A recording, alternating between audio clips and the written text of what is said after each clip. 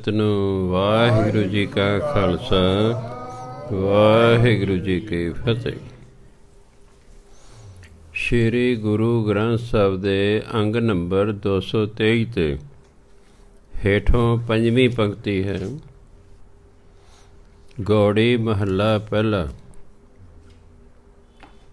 ਖਿਮਾ ਗਹੀ ਬ੍ਰਤ ਸੀਲ ਸੰਤੋਖੰ, ਰੋਗ ਨ ਵਿਆਪੈ ਨਾ ਜਮ ਦੋਖੰ, ਮੁਕਤ ਭਏ ਪ੍ਰਭ ਰੂਪ ਨ ਰੇਖੰ। ਖਿਮਾ, ਜਿਹਨੂੰ ਹਿੰਦੀ ਕਹਿੰਦੇ ਨੇ ਕਸ਼ਮਾ, ਮੁਝੇ ਕਸ਼ਮਾ ਕਰ ਦਿਓ, ਮਾਫ ਕਰ ਦਿਓ। ਖਿਮਾ ਗਹੀ, ਗਹੀ ਹੁੰਦਾ ਪਕੜਨ। ਦੂਸਰੇ ਨੂੰ ਮਾਫ ਕਰਨ ਵਾਲਾ ਗੁਣ ਜਿਹਨੇ ਫਲਿਆ, ਦੂਸਰੇ ਨੂੰ ਮਾਫ ਕਰਨ ਦਾ ਜਿਹਨੇ ਆਪਣਾ ਸੁਭਾਅ ਬਣਾ ਲਿਆ ਹੈ। ਕਿਉਂ ਕਈ ਵੱਧ ਘੱਟ ਬੋਲ ਜਾਂਦੇ ਨੇ, ਬੰਦਾ ਚੁੱਪ ਰਹਿੰਦਾ ਹੈ। ਕਿਸੇ ਗਲਤੀ ਕੀਤੀ ਹੈ, ਮਾਫੀ ਮੰਗ ਲੈਂਦਾ, ਉਹਨੂੰ ਮਾਫ ਕਰ ਦਿੰਦਾ। ਬ੍ਰਤ ਹੁੰਦੀ ਹੈ ਪ੍ਰਤਿਗਿਆ, ਸਿੱਧਾ ਬਣਾ ਲਿਆ ਸ਼ਬਦ ਵਰਤ। ਹਿੰਦੀ ਦਾ ਸ਼ਬਦ ਹੈ ਬ੍ਰਤ। ਬ੍ਰਤ ਹੁੰਦੀ ਪ੍ਰਤਿਗਿਆ ਕਰਨਾ ਵੀ ਮੈਂ ਅੱਜ ਸਾਰਾ ਦਿਨ ਰੋਟੀ ਨਹੀਂ ਖਾਵਾਂਗਾ, ਇਹ ਪ੍ਰਤਿਗਿਆ ਕਰ ਲੈ। ਉਹਨੂੰ ਲੋਕਾਂ ਨੇ ਕਹਿਣਾ ਸ਼ੁਰੂ ਕਰਦੇ ਨੇ ਵਰਤ ਰੱਖਿਆ ਜੀ, ਇਹਨੇ ਵਰਤ ਰੱਖਿਆ। ਪ੍ਰਤਿਗਿਆ ਕਿਸੇ ਵੀ ਚੀਜ਼ ਦੀ ਕੀਤੀ ਜਾ ਸਕਦੀ ਹੈ। ਮੈਂ ਅੱਜ ਤੋਂ ਸ਼ਰਾਬ ਪੀਣੀ ਛੱਡੀ, ਪ੍ਰਤਿਗਿਆ ਕਰ ਲਈ, ਨਹੀਂ ਪੀਣੀ ਬਸ, ਉਹਨੂੰ ਕਹਿੰਦੇ ਹੈ ਬ੍ਰਤ। ਜਿਸ ਨੇ ਦੂਸਰੇ ਨੂੰ ਮਾਫ ਕਰਨ ਵਾਲਾ ਗੁਣ ਧਾਰਨ ਕਰ ਲਿਆ, ਜਿਹਨੇ ਪ੍ਰਤਿਗਿਆ ਕਰ ਲਈ ਕਿ ਮੈਂ ਸੀਲ ਸੁਭਾਅ ਰੱਖਾਂਗਾ। ਸਾਊ ਕਹਿੰਦੇ ਨੇ ਇਹ ਮੱਝ, ਇਹ ਗਊ ਬੜੀ ਸੀਲ ਹੈ ਜੀ, ਵੀ ਅੱਗੋਂ ਕੁਛ ਨਹੀਂ ਕਹਿੰਦੀ, ਸੀਲ ਸੁਭਾਅ। ਫਿਰ ਸੰਤੋਖ ਰੱਖਣਾ, ਸਬਰ ਸੰਤੋਖ ਅੰਦਰ ਹੋਵੇ। ਜਿਸ ਵਿਅਕਤੀ ਦੇ ਵਿੱਚ ਦੂਸਰਿਆਂ ਨੂੰ ਮਾਫ ਕਰਨ ਦਾ ਗੁਣ ਹੋਵੇ, ਸੀਲ ਸੁਭਾਅ ਹੋਵੇ, ਸਬਰ ਸੰਤੋਖ ਵਾਲਾ ਹੋਵੇ, ਅਤੇ ਇਸ ਚੀਜ਼ ਦਾ ਨੇ ਬ੍ਰਤ ਰੱਖਿਆ ਹੋਵੇ, ਪ੍ਰਤਿਗਿਆ ਕੀਤੀ ਹੋਵੇ। ਰੋਗ ਨਾ ਵਿਆਪੈ ਨਾ ਜਮ ਦੁਖ, ਉਹਨੂੰ ਕਾਮ ਕ੍ਰੋਧ ਲੋਭ ਮੋਹ ਹੰਕਾਰ ਦਾ ਕੋਈ ਰੋਗ ਨਹੀਂ ਲੱਗਦਾ। ਗੁਰਬਾਣੀ 'ਚ ਢਿੱਡ ਪੀੜ ਸਿਰ ਪੀੜ ਰੋਗ ਨਹੀਂ ਗਿਣਿਆ ਗਿਆ। ਗੁਰਬਾਣੀ 'ਚ ਜਿਹੜਾ ਲਿਖਿਆ ਜੋ ਜੋ ਦੀਸੈ ਸੋ ਸੋ ਰੋਗੀ, ਉੱਥੇ ਇਹ ਰੋਗ ਗੁਰਬਾਣੀ 'ਚ ਲਿਖੇ ਨੇ 5, ਕਾਮ ਕ੍ਰੋਧ ਲੋਭ ਮੋਹ ਹੰਕਾਰ, ਇਹਨਾਂ 5 ਨੂੰ ਰੋਗ ਕਿਹਾ ਹੈ। ਫਿਰ ਇਹੋ ਜਿਹਾ ਕੋਈ ਰੋਗ ਉਹਨੂੰ ਨਹੀਂ ਲੱਗਦਾ ਕਿ ਉਹਨੇ ਪ੍ਰਤਿਗਿਆ 'ਚ ਕਰ ਲਈ। ਜਿਹਦੇ 'ਚ 3 ਗੁਣ ਹੋਣ, ਵੀ ਦੂਜੇ ਨੂੰ ਮਾਫ ਕਰ ਦੇਣਾ ਜੇ ਕੋਈ ਮਾਫੀ ਮੰਗੇ, ਸੀਲ ਸੁਭਾਅ ਰੱਖਣਾ ਹੈ, ਸਬਰ ਸੰਤੋਖ ਰੱਖਣਾ ਹੈ, ਉਹਨੂੰ ਕਹਿੰਦੇ ਕੋਈ ਰੋਗ ਨਹੀਂ ਲੱਗਦਾ। ਕਾਮ ਕ੍ਰੋਧ ਲੋਭ ਮੋਹ ਹੰਕਾਰ ਉਸ 'ਤੇ ਅਸਰ ਨਹੀਂ ਕਰਦਾ। ਨਾ ਜਮ ਦੋਖੰ, ਨਾ ਜਮ ਦੁਖੀ ਕਰਦੇ ਨੇ, ਨਹੀਂ ਤਾਂ ਜਮ ਕੁੱਟਦੇ ਮਾਰਦੇ ਨੇ, ਸੁਝਾਵਾਂ ਦਿੰਦੇ। ਮੁਕਤ ਭਏ, ਇਹੋ ਜਿਹੇ ਵਿਅਕਤੀ ਮੁਕਤ ਹੋ ਜਾਂਦੇ ਹਨ। ਪ੍ਰਭ ਰੂਪ ਨਾ ਰੇਖ, ਉਹ ਪਰਮਾਤਮਾ ਜਿਹਦਾ ਕੋਈ ਰੂਪ ਨਹੀਂ, ਕੋਈ ਰੇਖ ਨਹੀਂ, ਕੋਈ ਚੱਕਰ ਨਹੀਂ, ਕੋਈ ਚਿਹਨ ਨਹੀਂ, ਉਹਦਾ ਰੂਪ ਹੋ ਜਾਂਦੇ ਨੇ। ਉਹ ਉਸ ਪਰਮਾਤਮਾ ਦਾ ਰੂਪ ਹੋ ਜਾਂਦੇ ਹੈ, ਉਹ ਮੁਕਤ ਹੋ ਜਾਂਦੇ, ਜਮਰ ਮਰਨ ਤੋਂ ਰਹਿਤ ਹੋ ਜਾਂਦੇ। ਇਹ ਜਿਹਨੂੰ ਕਹਿੰਦੇ ਜੋਗੀ। ਜੋਗੀ ਕੋ ਕੈਸਾ ਡਰ ਹੋਏ, ਜੋਗੀ ਨੂੰ ਕਹਿੰਦੇ ਕਾਹਦਾ ਡਰ ਹੈ। ਰੂਖ ਬਿਰਖ ਗ੍ਰਹਿ ਬਾਹਰ ਸੋਏ, ਉਹਨੂੰ ਪਤਾ ਹੈ ਵੀ ਜਿਹੜਾ ਪਰਮਾਤਮਾ ਹੈ ਉਹ ਰੁੱਖਾਂ 'ਤੇ ਵੀ ਹੈ, ਉਹ ਦਰਖਤਾਂ 'ਤੇ ਵੀ ਹੈ, ਉਹ ਘਰ 'ਚ ਵੀ ਹੈ, ਉਹ ਬਾਹਰ ਵੀ ਹੈ, ਉਹ ਤਾਂ ਸਦੀ ਨਾਲ ਹੈ। ਇਸ ਲਈ ਉਹਨੂੰ ਡਰ ਨਹੀਂ ਹੁੰਦਾ, ਕਿਉਂਕਿ ਉਹਨੂੰ ਵਿਸ਼ਵਾਸ ਹੁੰਦਾ ਹੈ ਕਿ ਪਰਮਾਤਮਾ ਦੇ ਹੁਕਮ ਤੋਂ ਬਿਨਾਂ ਕੋਈ ਮੇਰਾ ਕੁਛ ਨਹੀਂ ਵਿਗਾੜ ਸਕਦਾ।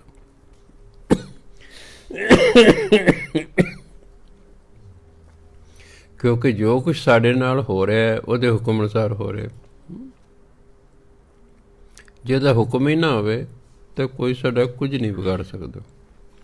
ਉਹਨੂੰ ਇਸ ਗੱਲ ਦਾ ਵਿਸ਼ਵਾਸ ਹੁੰਦਾ। ਉਹਨੂੰ ਇਹ ਵੀ ਵਿਸ਼ਵਾਸ ਹੁੰਦਾ ਹੈ ਕਿ ਮੈਂ ਚਾਹੇ ਜੰਗਲਾਂ ਦੇ ਵਿੱਚ ਹਾਂ, ਚਾਹੇ ਘਰ 'ਚ ਹਾਂ, ਚਾਹੇ ਬਾਹਰ ਹਾਂ, ਸੋਏ ਉਹ ਪਰਮਾਤਮਾ ਮੇਰੇ ਨਾਲ ਹੈ। ਇਸ ਲਈ ਉਹ ਡਰਦਾ ਨਹੀਂ।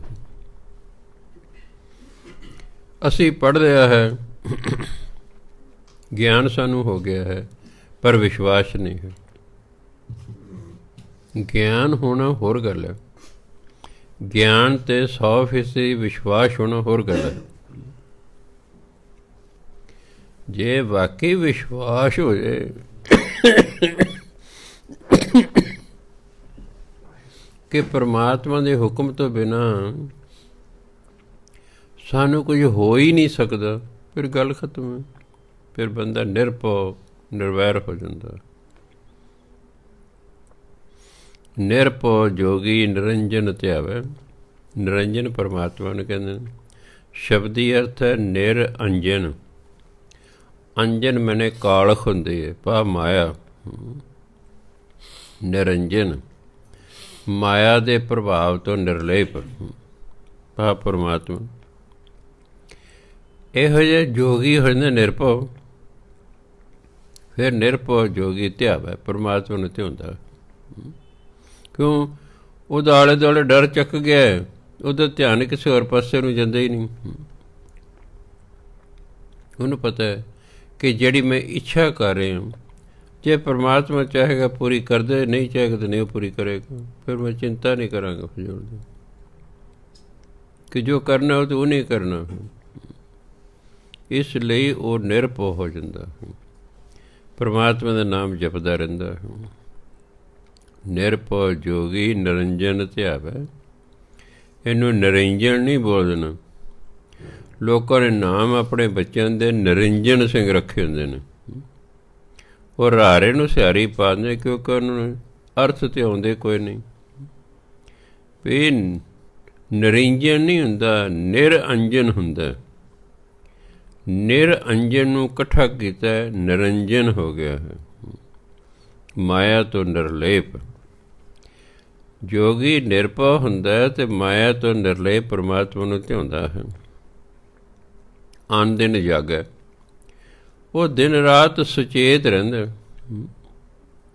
ਵੀ ਕੋਈ ਬੁਰਾਈ ਤਾਂ ਨਹੀਂ ਮੇਰੇ 'ਚ ਐਂਟਰ ਕਰ ਰਹੀ, ਕਿਸੇ ਬੁਰਾਈ ਦਾ ਤਾਂ ਮੇਰੇ 'ਤੇ ਅਸਰ ਨਹੀਂ ਹੋ ਰਿਹਾ। ਕਾਮ ਕ੍ਰੋਧ ਲੋਭ ਮੋਹ ਹੰਕਾਰ ਕੋਈ ਮੇਰੇ 'ਤੇ ਅਟੈਕ ਤਾਂ ਨਹੀਂ ਕਰ ਰਿਹਾ। ਉਹ ਸਭ ਦਾ ਰਹਿੰਦਾ, ਦਿਨ ਰਾਤ ਜਾਗਦਾ ਹੈ। ਅਤੇ ਜਾਗਣ ਦਾ ਮਤਲਬ ਨਹੀਂ ਜਿਵੇਂ ਆਪਾਂ ਉਂਝ ਵੀ ਸਮੀਏ ਨਾ, ਐਸਾ ਨਹੀਂ ਹੈ। ਪਰਮਾਤਮਾ ਨੇ ਨਿਯਮ ਬਣਾਇਆ ਹੋਇਆ ਕਿ ਇਸ ਸਰੀਰ ਨੂੰ ਆਰਾਮ ਚਾਹੀਦਾ ਹੈ। ਜੇ ਤੁਸੀਂ ਭਾਵੇਂ ਜਾਗਦੇ ਰਹੋ, ਸਰੀਰ ਨੂੰ ਪੂਰਾ ਆਰਾਮ ਨਹੀਂ ਮਿਲੇਗਾ ਜਿੰਨਾ ਚਿਰ ਅਸੀਂ ਸੌਂ ਨਹੀਂ ਜਾਂਦੇ। ਚਾਹੇ 2 ਘੰਟੇ ਸਮੇਂ, ਚਾਹੇ 6 ਘੰਟੇ ਸਮੇਂ। ਜੋਗੀ ਦਿਨ ਰਾਤ ਸੁਚੇਤ ਰਹਿੰਦਾ, ਉਹ ਬੁਰਾਈਆਂ ਤੋਂ ਬਚ ਕੇ ਰਹਿੰਦਾ ਹੈ। ਸੱਚ ਲਿਵ ਲੱਗ ਗਿਆ, ਸੱਚ ਪਰਮਾਤਮਾ ਦੇ ਨਾਲ, ਉਹਦੀ ਪਰਮਾਤਮਾ ਨਾਲ ਲਿਵ ਲੱਗ ਜਾਂਦੀ ਹੈ। ਕਿਉਂ? ਉਹਨੂੰ ਗਿਆਨ ਹੁੰਦਾ ਕਿ ਮੈਂ ਤਾਂ ਆਈ ਨਾਮ ਜਪਣ। ਉਹ ਜਾਗਦਾ ਹੈ, ਉਹ ਸੁਚੇਤ ਹੈ, ਉਹ ਆਪਣੇ ਜੀਵਨ ਉਦੇਸ਼ ਪ੍ਰਤੀ ਸੁਚੇਤ ਹੈ। ਜੇ ਕਿਤੇ ਵਿਦਿਆਰਥੀ ਸੁਚੇਤ ਰਹੇ ਕਿ ਮੈਂ ਇਮਤਿਹਾਨ 'ਚੋਂ ਪਾਸ ਹੋਣਾ, ਮੈਂ ਸਕੂਲ ਜਾਂ ਕਾਲਜ ਦੇ ਵਿੱਚ ਪੜ੍ਹਨ ਲਈ ਆਇਆ ਹੋਇਆ, ਸੁਚੇਤ ਰਹੇ ਤਾਂ ਫਿਰ ਕਲਾਸਾਂ ਨਹੀਂ ਛੱਡੇਗਾ, ਉਹ ਪੜ੍ਹਾਈ ਕਰੇਗਾ। ਇੱਕ ਵਾਰੀ ਇੱਕ ਕਾਲਜ ਦਾ ਇੰਗਲਿਸ਼ ਦਾ ਪ੍ਰੋਫੈਸਰ ਵਿਚਾਰਾ ਕਲਪ ਰਿਹਾ ਹੈ। 40 ਬੱਚਿਆਂ ਦੀ ਕਲਾਸ ਹੈ, 4 ਬੈਠੇ ਨੇ ਕੁੱਲ ਵਿੱਚ। ਉਹ ਕਹਿੰਦਾ ਵੀ ਦੇਖੋ, ਮੈਨੂੰ ਸਰਕਾਰ 1.25 ਲੱਖ ਰੁਪਈਆ ਤਨਖਾਹ ਦਿੰਦੀ ਹੈ, ਤੁਹਾਨੂੰ ਪੜ੍ਹਾਉਣ ਦਾ ਦਿੰਦੀ ਹੈ, ਅਤੇ ਤੁਸੀਂ 40 4 ਬੈਠੇ, ਦੱਸੋ ਮੈਂ ਕੰਧਾਂ ਨੂੰ ਪੜ੍ਹਾਵਾਂ? ਜੇ ਮੈਂ ਕਲਾਸ ਨਹੀਂ ਲੈਂਦਾ ਫਿਰ ਤੁਸੀਂ ਕਹੋਗੇ ਜੀ ਪ੍ਰੋਫੈਸਰ ਪੜ੍ਹਾਉਂਦੇ ਨਹੀਂ ਹੈ। ਜੇ ਅਸੀਂ ਪੜ੍ਹਾਉਣ ਆਉਂਦੇ ਹਾਂ ਤੁਸੀਂ ਕਲਾਸਾਂ 'ਚ ਆਉਂਦੇ ਨਹੀਂ ਹੈਗੇ। ਅਤੇ ਜਦੋਂ ਵਿਦਿਆਰਥੀਆਂ ਦਾ ਆਹ ਹਾਲ ਹੋਊ ਤਾਂ ਇਹਨਾਂ ਫਿਰ ਕਿੱਥੋਂ ਆਏ ਅਫਸਰ ਬਣਨਾ, ਕਿੱਥੋਂ ਬਣਨਾ? ਇੱਥੇ ਧੱਕੇ ਧੁੱਕੇ ਜਿਹੇ ਖਾਈ ਜਾਣੇ, ਅਵਾਰਾ ਗਰਦ ਜੇ ਹੋ ਗਏ ਜਵਾਕ। ਫਿਰ ਕਹਿ ਸਾਨੂੰ ਨੌਕਰੀ ਨਹੀਂ ਮਿਲਦੀ, ਵੀ ਤੁਹਾਡੇ ਵਰਗੀਆਂ ਨੌਕਰੀਆਂ ਕੋਈ ਮਿਲਦੀ ਹੁੰਦੀ। ਇਸ ਲਈ ਗੁਰੂ ਮਹਾਰਾਜ ਕਹਿੰਦੇ ਉਹ ਦਿਨ ਰਾਤ ਸੁਚੇਤ ਰਹਿੰਦਾ, ਕੋਈ ਬੁਰਾਈ ਦਾ ਆਪਣੇ ਅਸਰ ਨਹੀਂ ਹੋਣ ਦਿੰਦਾ, ਨਾਮ ਜਪਦਾ ਰਹਿੰਦਾ, ਪਰਮਾਤਮਾ ਲਿਵ ਲਾ ਕੇ ਰੱਖਦਾ ਹੈ। ਸੋ ਜੋਗੀ ਮੇਰਾ ਮਨ ਭਾਵੈ, ਇਹੋ ਜਿਹਾ ਜੋਗੀ ਮੇਰੇ ਮਨ ਨੂੰ ਚੰਗਾ ਲੱਗਦਾ, ਕਦੇ ਭਾਵੈ ਚੰਗਾ ਲੱਗਦਾ। ਇਹੋ ਜਿਹਾ ਜੋਗੀ ਜਿਹੜਾ ਦਿਨ ਰਾਤ ਸੁਚੇਤ ਰਹਿੰਦਾ ਹੈ, ਕਿਸੇ ਬੁਰਾਈ ਨੂੰ ਆਪਣੇ ਅੰਦਰ ਆਉਣ ਨਹੀਂ ਦਿੰਦਾ, ਪਰਮਾਤਮਾ ਨੇ ਲਿਵ ਲਾ ਕੇ ਰੱਖਦਾ ਹੈ, ਪਰਮਾਤਮਾ ਦਾ ਸਿਮਰਨ ਕਰਦਾ ਹੈ, ਨਿਰਭਉ ਰਹਿੰਦਾ ਹੈ। ਕਹਿੰਦੇ ਇਹੋ ਜਿਹਾ ਜੋਗੀ ਮੇਰੇ ਮਨ ਨੂੰ ਚੰਗਾ ਲੱਗਦਾ ਹੈ। ਨਿਰਭਉ ਜੋਗੀ ਨਿਰੰਜਨ ਧਿਆਵੈ, ਨਿਰਭਉ ਜੋਗੀ ਨਿਰੰਜਨ ਧਿਆਵੈ, ਨਿਰਭਉ ਜੋਗੀ ਨਿਰੰਜਨ ਧਿਆਵੈ, ਨਿਰਭਉ ਜੋਗੀ ਨਿਰੰਜਨ ਧਿਆਵੈ। ਅਨ ਦਿਨ ਜਾਗੈ ਸਚ ਲਿਵ ਲਾਵੈ, ਅਨ ਦਿਨ ਜਾਗੈ ਸਚ ਲਿਵ ਲਾਵੈ, ਮਨ ਦਿਨ ਜਾਗੈ ਸਚ ਲਿਵ ਲਾਵੈ, ਮਨ ਦਿਨ ਜਾਗੈ ਸਚ ਲਿਵ ਲਾਵੈ। ਸੋ ਜੋਗੀ ਮੇਰੇ ਮਨ ਭਾਵੈ, ਸੋ ਜੋਗੀ ਮੇਰੇ ਮਨ ਭਾਵੈ, ਸੋ ਜੋਗੀ ਮੇਰੇ ਮਨ ਭਾਵੈ, ਸੋ ਜੋਗੀ ਮੇਰੇ ਮਨ ਭਾਵੈ। ਅਸੀਂ ਵੀ ਜੇ ਇਸੇ ਤਰ੍ਹਾਂ ਕਰਾਂਗੇ, ਅਸੀਂ ਵੀ ਪਰਮਾਤਮਾ ਨੂੰ ਚੰਗੇ ਲੱਗਾਂਗੇ। ਇੱਕ ਤਾਂ ਨਿਰਭਉ ਹੋ ਜਾਣਾ ਹੈ, ਵਿਸ਼ਵਾਸ ਲਿਆਉਣਾ ਕਿ ਪਰਮਾਤਮਾ ਦੇ ਹੁਕਮ ਤੋਂ ਬਿਨਾਂ ਮੇਰੇ ਨਾਲ ਕੁਝ ਨਹੀਂ ਵਾਪਰ ਸਕਦਾ, ਅਤੇ ਜਿਹੜਾ ਪਰਮਾਤਮਾ ਦੇ ਹੁਕਮ ਨਾਲ ਵਾਪਰਨਾ ਉਹਨੂੰ ਮੈਂ ਰੋਕ ਨਹੀਂ ਸਕਦਾ।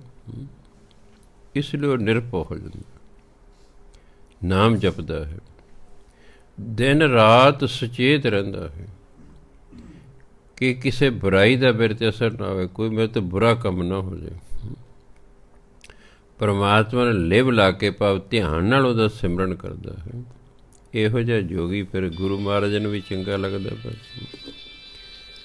ਅੱਗੇ ਕਹਿੰਦੇ ਕਾਲ ਜਾਲ ਬ੍ਰਹਮ ਅਗਨੀ ਜਾਰੇ, ਬ੍ਰਹਮ ਅਗਨੀ ਹਿੰਦੂ ਧਰਮ ਦੇ ਵਿੱਚ ਬ੍ਰਹਮ ਗਿਆਨ ਨੂੰ ਕਹਿੰਦੇ ਨੇ ਬ੍ਰਹਮ ਅਗਨੀ। ਜਾਰੇ ਮੈਨੇ ਸਾੜ ਦੇਣਾ। ਨਾਮ ਜਪਦਿਆਂ ਜਪਦਿਆਂ ਅੰਦਰ ਬ੍ਰਹਮ ਅਗਨੀ ਪੈਦਾ ਹੋ ਜਾਂਦੀ ਹੈ, ਭਾਵ ਅੰਦਰ ਬ੍ਰਹਮ ਗਿਆਨ ਪੈਦਾ ਹੋ ਜਾਂਦਾ ਹੈ। ਉਹ ਬ੍ਰਹਮ ਗਿਆਨ ਜਿਹੜਾ ਹੈ ਕਾਲ ਦਾ ਜਾਲ, ਮੌਤ ਦਾ ਜਾਲ, ਮੌਤ ਦਾ ਡਰ, ਉਹਨੂੰ ਸਾੜ ਦਿੰਦਾ ਹੈ।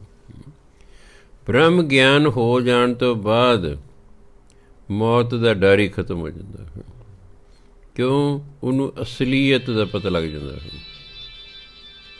ਉਹਨੂੰ ਅਸਲੀਅਤ ਦਾ ਪਤਾ ਲੱਗ ਜਾਂਦਾ ਹੈ, ਇਸ ਲਈ ਉਹ ਡਰ ਖਤਮ ਹੋ ਜਾਂਦਾ ਹੈ। ਡਰ ਓਨਾ ਚਿਰ ਹੀ ਜਿੰਨਾ ਚਿਰ ਭਰਮ ਹੈ, ਡਰ ਉਹਨਾਂ ਮੈਨੂੰ ਕੋਈ ਮਾਰ ਨਾ ਦੇਵੇ, ਡਰ ਹੈ।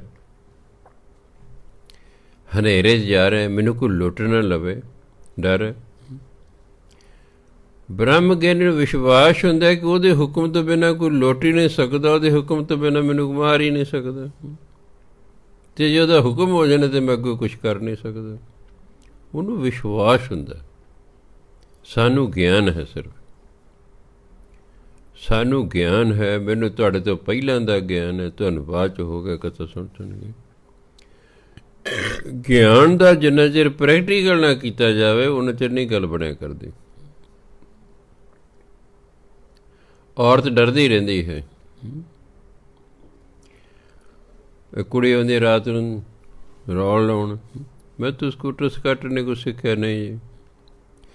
ਆਉਂਦੀ ਤੇ ਤੁਰ ਕੇ ਹੈ 10 ਵਜੇ, ਜਾਣ ਵੇਲੇ ਘਰ ਵਾਲਾ ਲੈ ਕੇ ਜਾਂਦਾ। ਮੈਂ ਕੀ ਗੱਲ 12 ਵਜੇ ਕੋਈ ਜ਼ਿਆਦਾ ਖਤਰਾ? ਮੈਂ ਇਹ ਸਾਡਾ ਮਨ ਡਰਦਾ ਹੁੰਦਾ। ਜਨਾਨੀ ਨੂੰ ਤਾਂ ਅੱਜ ਕੱਲ੍ਹ ਕੋਈ ਛੇੜਦੇ ਨਹੀਂ, ਸਿਆਪਾ ਖੜਾ ਪਿਆ ਹੋ ਜਾਏਗਾ। ਬੰਦੇ ਤਾਂ ਹੁਣ ਔਰਤ ਤੋਂ ਡਰ ਕੇ ਰਹਿੰਦੇ ਨੇ ਵੀ ਕਿਤੇ ਉਹੀ ਨਾ ਕਹਦੇ ਮੈਨੂੰ ਛੇੜਦੇ, ਸਿਆਪਾ ਖੜਾ ਹੋ ਜਾਏਗਾ। ਸਾਡੀ ਤਾਂ ਗੱਲ ਹੀ ਨਹੀਂ ਕਿਸੇ ਸੁਣਨੀ। ਬੰਦੇ ਤਾਂ ਪੁਲਿਸ ਵਾਲੇ ਗੱਲ ਹੀ ਨਹੀਂ ਸੁਣਦੇ ਹੈਗੇ, ਔਰਤ ਦੀ ਸੁਣਦੇ ਨੇ। ਮੈਂ ਤੂੰ ਕਿਸੇ ਦਿਨ ਆਪਣੇ ਘਰ ਵਾਲੇ ਨੂੰ ਕਹਿ ਦੇਂ ਵੀ ਤੂੰ ਕਾਫੀ ਦੂਰ ਪਿੱਛੇ ਰਹਿ, ਸਕੂਟਰ 'ਤੇ ਤੂੰ ਪਿੱਛੇ ਰਹਿ, ਮੈਂ ਇਕੱਲੀ ਜਾਨੀ ਦੇਖਦਾ। 1-2 ਦਿਨ ਇਸ ਤਰ੍ਹਾਂ ਕਰ, ਤੇਰਾ ਡਰ ਲੈ ਜਾਏਗਾ। ਕੋਈ ਕਿਸੇ ਨੂੰ ਕੁਛ ਨਹੀਂ ਕਹਿੰਦਾ ਹੈਗਾ। ਇਹ ਤਾਂ ਸਾਡੇ ਵੱਲੋਂ ਹੀ ਇਸ਼ਾਰੇ ਹੁੰਦੇ ਨੇ ਅਤੇ ਤਾਂ ਅਗਲਾ ਕੁਛ ਕਰਦਾ ਹੈ। ਬਹੁਤ ਰੇਅਰ ਚਾਂਸ ਨੇ ਜਿੱਥੇ ਬਲਾਤਕਾਰ ਹੁੰਦੇ ਨੇ, ਬਹੁਤ ਰੇਅਰ ਨੇ ਉੱਥੇ, ਆਮ ਨਹੀਂ ਤਾਂ ਮੈਂ ਦੇਖਿਆ ਔਰਤ ਵੱਲੋਂ ਹੀ ਕੋਈ ਇਸ਼ਾਰਾ, ਕੋਈ ਪਹਿਲ, ਕੋਈ ਹਾਵ ਭਾਵ ਕੀਤਾ ਜਾਂਦਾ ਹੈ।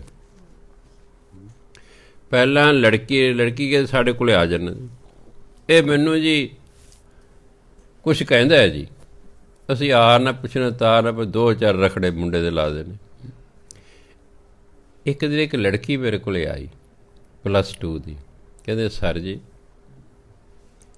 ਮੈਂ ਤੁਹਾਨੂੰ ਇੱਕ ਗੱਲ ਦੱਸ ਰਹੀ। ਮੈਂ ਹਾਂ। ਕਹਿੰਦੇ ਲੜਕੀਆਂ ਪਹਿਲਾਂ ਮੁੰਡਿਆਂ ਨੂੰ ਕੁਛ ਨਾ ਕੁਛ ਛੇੜ ਦਿੰਦੀਆਂ, ਫਿਰ ਮੁੰਡੇ ਅੱਗੋਂ ਕਹਿੰਦੇ ਨੇ ਕੁਛ, ਉਹ ਜੋ ਕਹਿੰਦੇ ਨੇ ਤੁਹਾਡੇ ਕੋਲ ਭੱਜੀਆਂ ਆਉਂਦੀਆਂ ਨੇ, ਉਹਨਾਂ ਦੀ ਪਹਿਲਾਂ ਆ ਕੇ ਸ਼ਿਕਾਇਤ ਲਾ ਦਿੰਦੀਆਂ ਨੇ। ਤੁਸੀਂ ਆ ਨਹੀਂ ਦੇਖਦੇ, ਤਾਨੇ ਦੇ ਜਵਾਕ ਦੇ 2 ਮੁੰਡੇ 2 ਥੱਪੜ ਮਾਰਦੇ ਹੋ। ਇਹ ਕਸੂਰ ਇਹਨਾਂ ਦਾ ਹੈ। ਮੈਂ ਅੱਛਾ ਚਲੋ ਠੀਕ ਹੈ। ਅੱਗੇ ਤੋਂ ਜਿਸ ਲੜਕੀ ਨੇ ਆਉਣਾ ਮੈਂ ਆ ਜਾ, ਮੁੰਡੇ ਨੂੰ ਸੱਦ ਲੈਣਾ। ਪਤਾ ਲੱਗਣ ਲੱਗ ਗਿਆ ਵੀ ਇਹਨੇ ਪਹਿਲਾਂ ਕੁੜੀ ਨੇ ਉਹਨੂੰ ਆਵਾਜ਼ ਕੁਛ ਕਿਹਾ, ਫਿਰ ਅਗਲੇ ਨੇ ਵੀ ਕੁਛ ਕਹਿਤਾ। ਉਸ ਤੋਂ ਬਾਅਦ ਹਰ ਸਾਲ ਅਸੀਂ 1 ਜਾਂ 2 ਕੁੜੀ ਸਕੂਲ 'ਚੋਂ ਕੱਢਦਿਆ ਕਰਦੇ ਸੀ। ਇਹ ਤਾਂ ਕਸੂਰ ਹੀ ਸਾਰਾ ਇਹਨਾਂ ਦਾ ਹੈ। ਐਵੇਂ ਮੁੰਡਿਆਂ ਨੂੰ ਇਹ ਬਦਨਾਮ ਕਰਦੀ ਹੈ। ਕਿਸੇ ਸਾਲ 1 ਕੱਢਦੇ ਸੀ, ਕਿਸੇ ਸਾਲ 2 ਕੱਢਦੇ ਵੀ ਚਲੋ ਦਫਾ ਹੋ। ਮਾਂ ਪਿਓ ਇਹਨੂੰ ਲੈ ਜਾਓ ਜੀ, ਅਸੀਂ ਇਹਨੂੰ ਰੱਖਣਾ, ਇਹ ਤੁਹਾਡੀ ਅਤੇ ਸਾਡੀ ਬਦਨਾਮੀ ਕਰਾਏਗੀ। ਇਸ ਲਈ ਫਿਰ ਮੈਂ ਇਸ ਨਤੀਜੇ ਬਹੁਤ 10-12 ਸਾਲ ਦੇਖਦਾ ਰਿਹਾ, ਸਰਵਿਸ ਕੀਤੀ ਵੀ ਇਹਨਾਂ ਵੱਲੋਂ ਹੀ ਇਸ਼ਾਰਾ ਹੁੰਦਾ ਬਹੁਤਾ। ਇਸ ਲਈ ਮੈਂ ਤੂੰ ਡਰਿਆ ਨਾ ਕਰ, 2-3 ਦਿਨ ਤੂੰ ਆਪਣੇ ਹਸਬੈਂਡ ਕਹਿ ਤੂੰ ਥੋੜ੍ਹੇ ਦੂਰ ਰਹਿ, ਮੈਂ ਇਕੱਲੀ ਜਾਂਦੀ ਹਾਂ ਦੇਖ, ਮੈਂ ਕੋਈ ਕੁਛ ਨਹੀਂ ਕਹਿੰਦਾ, ਮੈਂ ਤੈਨੂੰ ਭੁਲੇਖਾ ਕੁਛ ਨਹੀਂ ਕਹਿੰਦਾ। ਇਹ ਸਾਡਾ ਜਿਹੜਾ ਮਨ ਦਾ ਡਰ ਹੈ ਨਾ, ਬਸ ਇਹੀ ਕਰਕੇ ਅਸੀਂ ਦੁਖੀ ਹੁੰਦੇ ਰਹਿੰਦੇ ਹਾਂ। ਸੋ ਗੁਰੂ ਮਹਾਰਾਜ ਕਾਲ ਜਾਲ ਬ੍ਰਹਮ ਅਗਨੀ ਜਾਰੇ, ਜਿਹੜਾ ਯੋਗੀ ਹੈ ਆਪਣੇ ਅੰਦਰ ਬ੍ਰਹਮ ਅਗਨੀ ਪੈਦਾ ਕਰ ਲੈਂਦਾ ਹੈ, ਭਾਵ ਬ੍ਰਹਮ ਗਿਆਨ ਉਹਨੂੰ ਪ੍ਰਾਪਤ ਹੋ ਜਾਂਦਾ। ਜਾਰੇ ਹੁੰਦੇ ਸਾੜ ਦੇਣਾ, ਉਹ ਕਾਲ ਦੇ ਜਾਲ ਨੂੰ ਸਾੜ ਦਿੰਦਾ, ਭਾਵ ਮੌਤ ਦਾ ਡਰ ਖਤਮ ਹੋ ਜਾਂਦਾ। ਜਰਾ ਮਰਨ ਗਤ ਗਰਭ ਨਿਵਾਰੇ, ਜਰਾ ਬੁਢਾਪੇ ਨੂੰ ਕਹਿੰਦੇ ਨੇ, ਮਰਨ ਮੌਤ ਨੂੰ ਕਹਿੰਦੇ ਨੇ। ਗਤ ਹੁੰਦਾ ਨਾਸ ਕਰਨਾ, ਗਰਭ ਹੰਕਾਰ ਨੂੰ ਕਹਿੰਦੇ ਨੇ, ਨਿਵਾਰੇ ਹੁੰਦਾ ਦੂਰ ਕਰ ਦੇਣਾ। ਉਹ ਬੁਢਾਪੇ ਦੇ ਡਰ ਨੂੰ, ਮੌਤ ਦੇ ਡਰ ਨੂੰ ਖਤਮ ਕਰ ਦਿੰਦਾ ਅਤੇ ਹੰਕਾਰ ਨੂੰ ਆਪਣੇ ਅੰਦਰੋਂ ਦੂਰ ਕਰ ਦਿੰਦਾ ਹੈ। ਇਹੋ ਜਿਹਾ ਜਿਹੜਾ ਯੋਗੀ ਹੁੰਦਾ ਆਪ ਧਰੈ, ਆਪ ਵੀ ਧਰਦਾ। ਪਿਤਰੀ ਰਾਰਣ ਬਿਹਾਰੀ ਬਿੰਦੀ, ਪਿਤਰੀ ਤਾਂ ਨਿਸਤਾਰੇ, ਆਪਣੇ ਪਿਤਰਾਂ ਦਾ ਵੀ ਪਾਰ ਉਤਾਰਾ ਕਰ ਦਿੰਦਾ। ਸਾਡੇ ਵੱਡੇ ਵਡੇਰੇ ਜਿਹੜੇ ਸਵਰਗਵਾਸ ਹੋ ਗਏ ਨੇ, ਹੁਣ ਕਹਿੰਦੇ ਪਿਤਰ। ਮੰਨ ਲਓ ਮਾਤਾ ਸਵਰਗਵਾਸ ਹੋ ਗਈ, ਉਹ ਵੀ ਪਿੱਤਰ ਹੋ ਗਈ। ਪਿਤਾ ਸਵਰਗਵਾਸ ਹੈ, ਉਹ ਵੀ ਪਿੱਤਰ ਹੈ। ਦਾਦਾ ਸਵਰਗਵਾਸ, ਉਹ ਵੀ ਸਾਡਾ ਪਿੱਤਰ ਹੋ ਗਿਆ। ਦਾਦੇ ਸਵਰਗਸਥ ਹੋ ਗਏ ਵੀ ਸਾਡੀ ਪਿੱਤਰ ਹੋ ਗਈ। ਆਪ ਵੀ ਤਰਦਾ, ਆਪਣੇ ਖਾਨਦਾਨ ਨੂੰ ਵੀ ਤਰਦਾ। ਜਦੋਂ ਕਹਿੰਦੇ ਨਾ ਜਿਹੜਾ ਭਗਤ ਹੈ 21 ਕੁਲਾਂ ਤਾਰਦਾ, 21 ਕੁਲਾਂ, 7 ਬਾਪ ਦੀਆਂ, 7 ਮਾਂ ਦੀਆਂ, 7 ਸਹੁਰੇ ਦੀਆਂ। ਸਹੁਰੇ ਦਾ ਬਾਪ, ਉਹਦਾ ਅੱਗੇ ਬਾਪ, ਉਹਦਾ ਅੱਗੇ ਬਾਪ, ਉਹਦਾ ਅੱਗੇ ਬਾਪ, ਉਹਦਾ ਅੱਗੇ ਬਾਪ, ਅੱਗੇ ਉਹਨਾਂ ਦੇ ਬੱਚੇ ਸਾਰੇ ਖਾਨਦਾਨ। ਮਾਤਾ ਦਾ ਬਾਪ, ਉਹਦਾ ਬਾਪ, ਉਹਦਾ ਬਾਪ, ਉਹਦਾ ਬਾਪ, ਉਹਦਾ ਬਾਪ, ਉਹਦਾ ਬਾਪ, ਸਾਰਿਆਂ ਦੇ ਅੱਗੇ ਬੱਚੇ।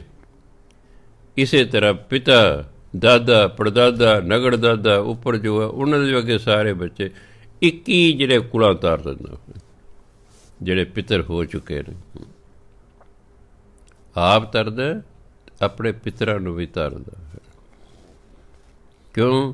ਉਹ ਆਪਣੇ ਅੰਦਰ ਬ੍ਰਹਮ ਅਗਨੀ ਪੈਦਾ ਕਰਕੇ ਮੌਤ ਦੇ ਡਰ ਨੂੰ ਖਤਮ ਕਰ ਲੈਂਦਾ ਹੈ, ਬੁਢਾਪੇ ਦੇ ਡਰ ਨੂੰ ਖਤਮ ਕਰ ਲੈਂਦਾ ਹੈ, ਮੌਤ ਦੇ ਡਰ ਨੂੰ ਖਤਮ ਕਰ ਲੈਂਦਾ ਹੈ, ਜਮਾਂ ਦੇ ਡਰ ਨੂੰ ਖਤਮ ਕਰ ਲੈਂਦਾ ਹੈ, ਆਪਣੇ ਅੰਦਰ ਹੰਕਾਰ ਖਤਮ ਕਰ ਦਿੰਦਾ ਹੈ।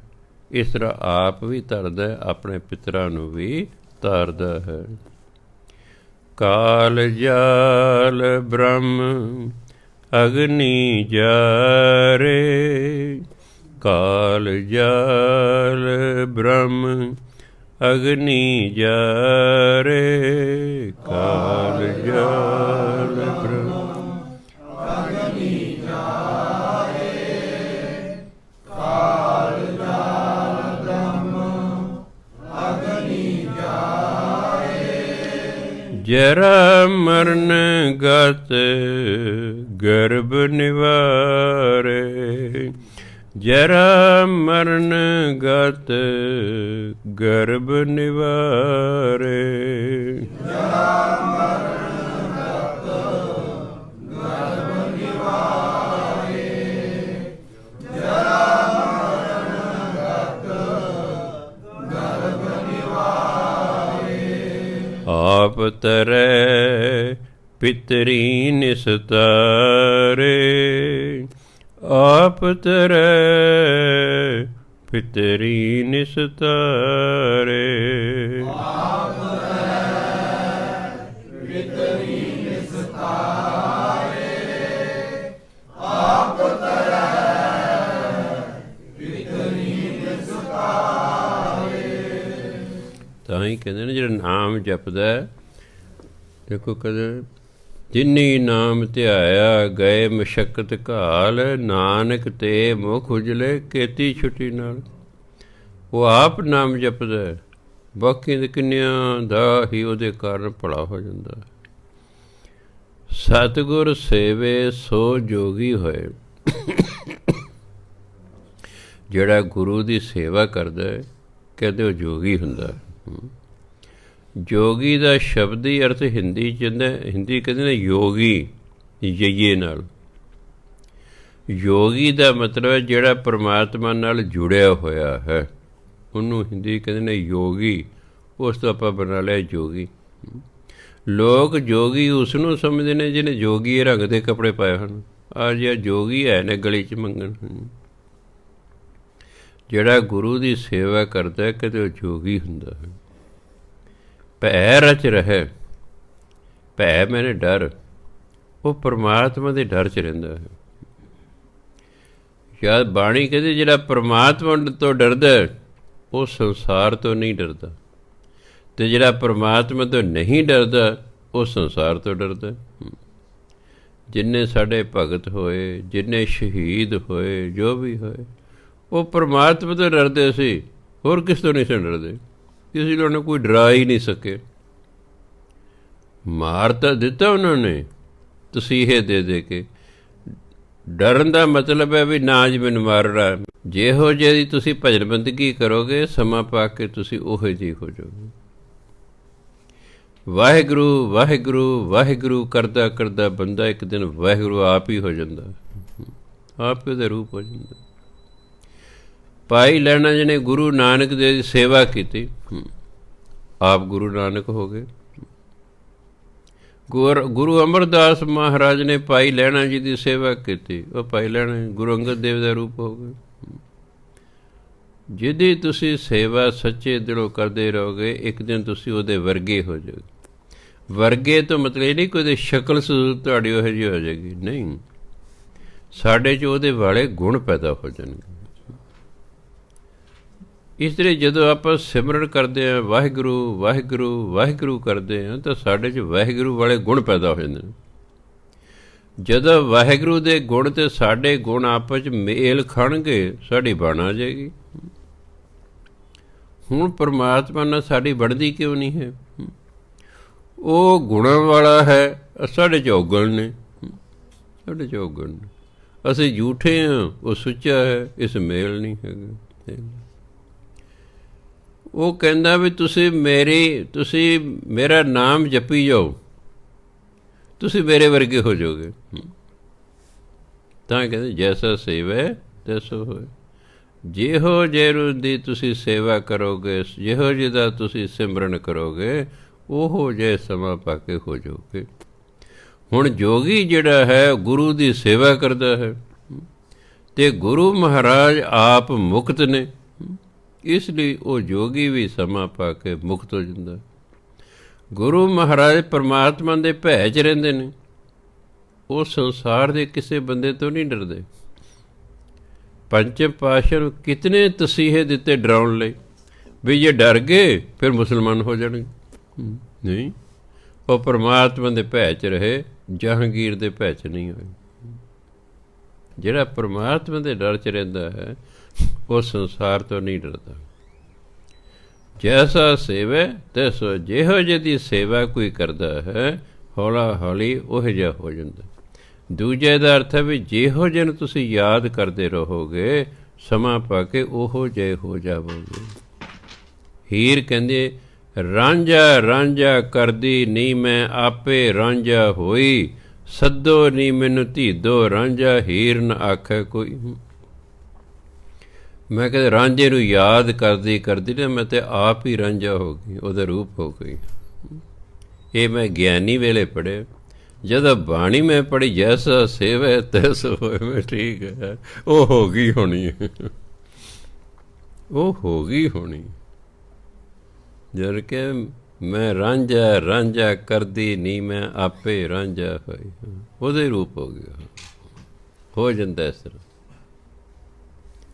ਸੋ ਗੁਰੂ ਮਹਾਰਾਜ ਪਹਿਲਾਂ ਪਰਮਾਤਮਾ ਨੂੰ ਯਾਦ ਕਰਦੇ ਕਰਦੇ ਪਰਮਾਤਮਾ ਦਾ ਰੂਪ ਹੋ ਗਏ। ਸਿੱਖ ਵੀ ਗੁਰੂ ਮਹਾਰਾਜ ਨੂੰ ਯਾਦ ਕਰਦਾ ਕਰਦਾ ਕਰਦਾ ਗੁਰੂ ਦਾ ਰੂਪ ਹੋ ਗਏ। ਗੁਰੂ ਨਾਨਕ ਤੋਂ ਬਾਅਦ ਜਿਹੜੇ 9 ਗੁਰੂ ਹੋਏ, ਉਹ ਗੁਰੂ ਨਾਨਕ ਦਾ ਰੂਪ ਹੋ ਗਏ। ਇਸ ਲਈ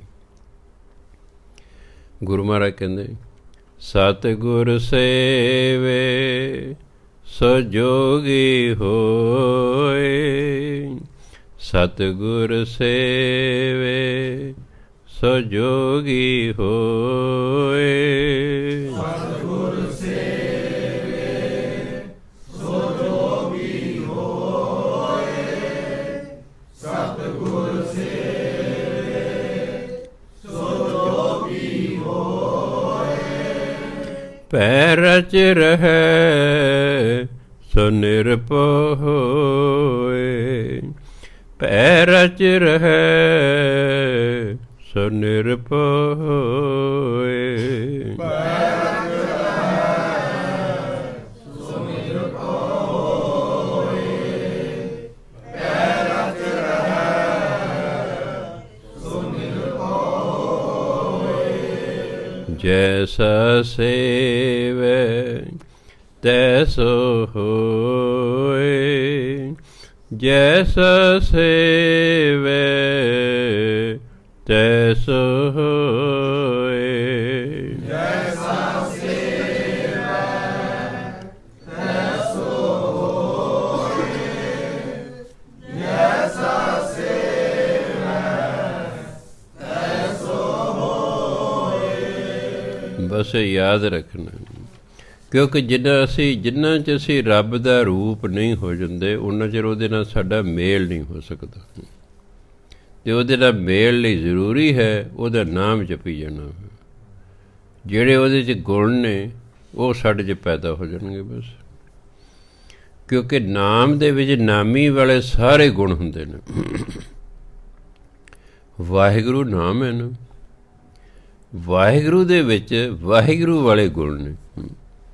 ਇਸ ਲਈ ਵਾਹਿਗੁਰੂ ਵਾਹਿਗੁਰੂ ਵਾਹਿਗੁਰੂ ਕਰਦੇ ਜਿਹੜੇ ਵਾਹਿਗੁਰੂ ਦੇ ਗੁਣ ਨੇ ਉਹ ਸਾਡੇ 'ਚ ਪ੍ਰਵੇਸ਼ ਕਰ ਜਾਂਦੇ ਨੇ। ਜਦੋਂ ਗੁਣ ਪ੍ਰਵੇਸ਼ ਕਰਦੇ ਨੇ ਔਗੁਣ ਬਾਹਰ ਨਿਕਲ ਜਾਂਦੇ ਨੇ। ਅੱਗੇ ਕਹਿੰਦੇ ਨਰ ਨੇਹ ਕੇਵਲ ਨਿਰਭਉ ਨਾਉ, ਅਨਾਥੈ ਨਾਚ ਕਰੇ ਬਲ ਜਾਉ, ਪੁਨਰਪ ਜਨਮ ਨਾਹੀ, ਪੁਨਰਪ ਜਨਮ ਨਾਹੀ ਗੁਣ ਗਾਉ। ਨਰ ਨੇਹ ਕੇਵਲ, ਨੇਹ ਕੇਵਲ ਦਾ ਸ਼ੁੱਧ, ਇਹ ਹਿੰਦੀ ਦਾ ਸ਼ਬਦ ਹੈ। ਕਹਿੰਦੇ ਸ਼ੁੱਧ, ਨਰ ਮੈਨੇ ਵਿਅਕਤੀ, ਉਹ ਵਿਅਕਤੀ ਸ਼ੁੱਧ ਹੁੰਦਾ ਹੈ, ਉਹਦਾ ਮਨ ਸ਼ੁੱਧ ਹੁੰਦਾ। ਕਿਹਦਾ? ਨਿਰਭਉ ਨਾਉ, ਜਿਹੜਾ ਪਰਮਾਤਮਾ ਦਾ ਨਾਮ ਜਪਦਾ। ਪਰਮਾਤਮਾ ਦਾ ਨਾਮ ਸ਼ੁੱਧ ਹੈ, ਨਾਮ ਜਪਣ ਵਾਲੇ ਦਾ ਹਿਰਦਾ ਵੀ ਸ਼ੁੱਧ ਹੋ ਜਾਏਗਾ। ਪਰਮਾਤਮਾ ਦਾ ਨਾਮ ਨਿਰਭਰ ਹੈ, ਨਿਰਭਉ ਹੈ, ਜਿਹੜਾ ਨਾਮ ਜਪਦਾ ਉਹ ਵੀ ਸਮਾਂ ਪਾ ਕੇ ਨਿਰਭਉ ਹੋ ਜਾਂਦਾ। ਕਿਉਂਕਿ ਪਰਮਾਤਮਾ ਨਿਰਵੈਰ ਹੈ, ਇਸ ਲਈ ਉਹਦਾ ਨਾਮ ਜਪਣ ਨਾਲ ਬੰਦਾ ਨਿਰਵੈਰ ਹੋ ਜਾਂਦਾ ਹੈ। ਨਾਮ ਤੇ ਨਾਮੀ 'ਚ ਕੋਈ ਫਰਕ ਨਹੀਂ ਹੁੰਦਾ।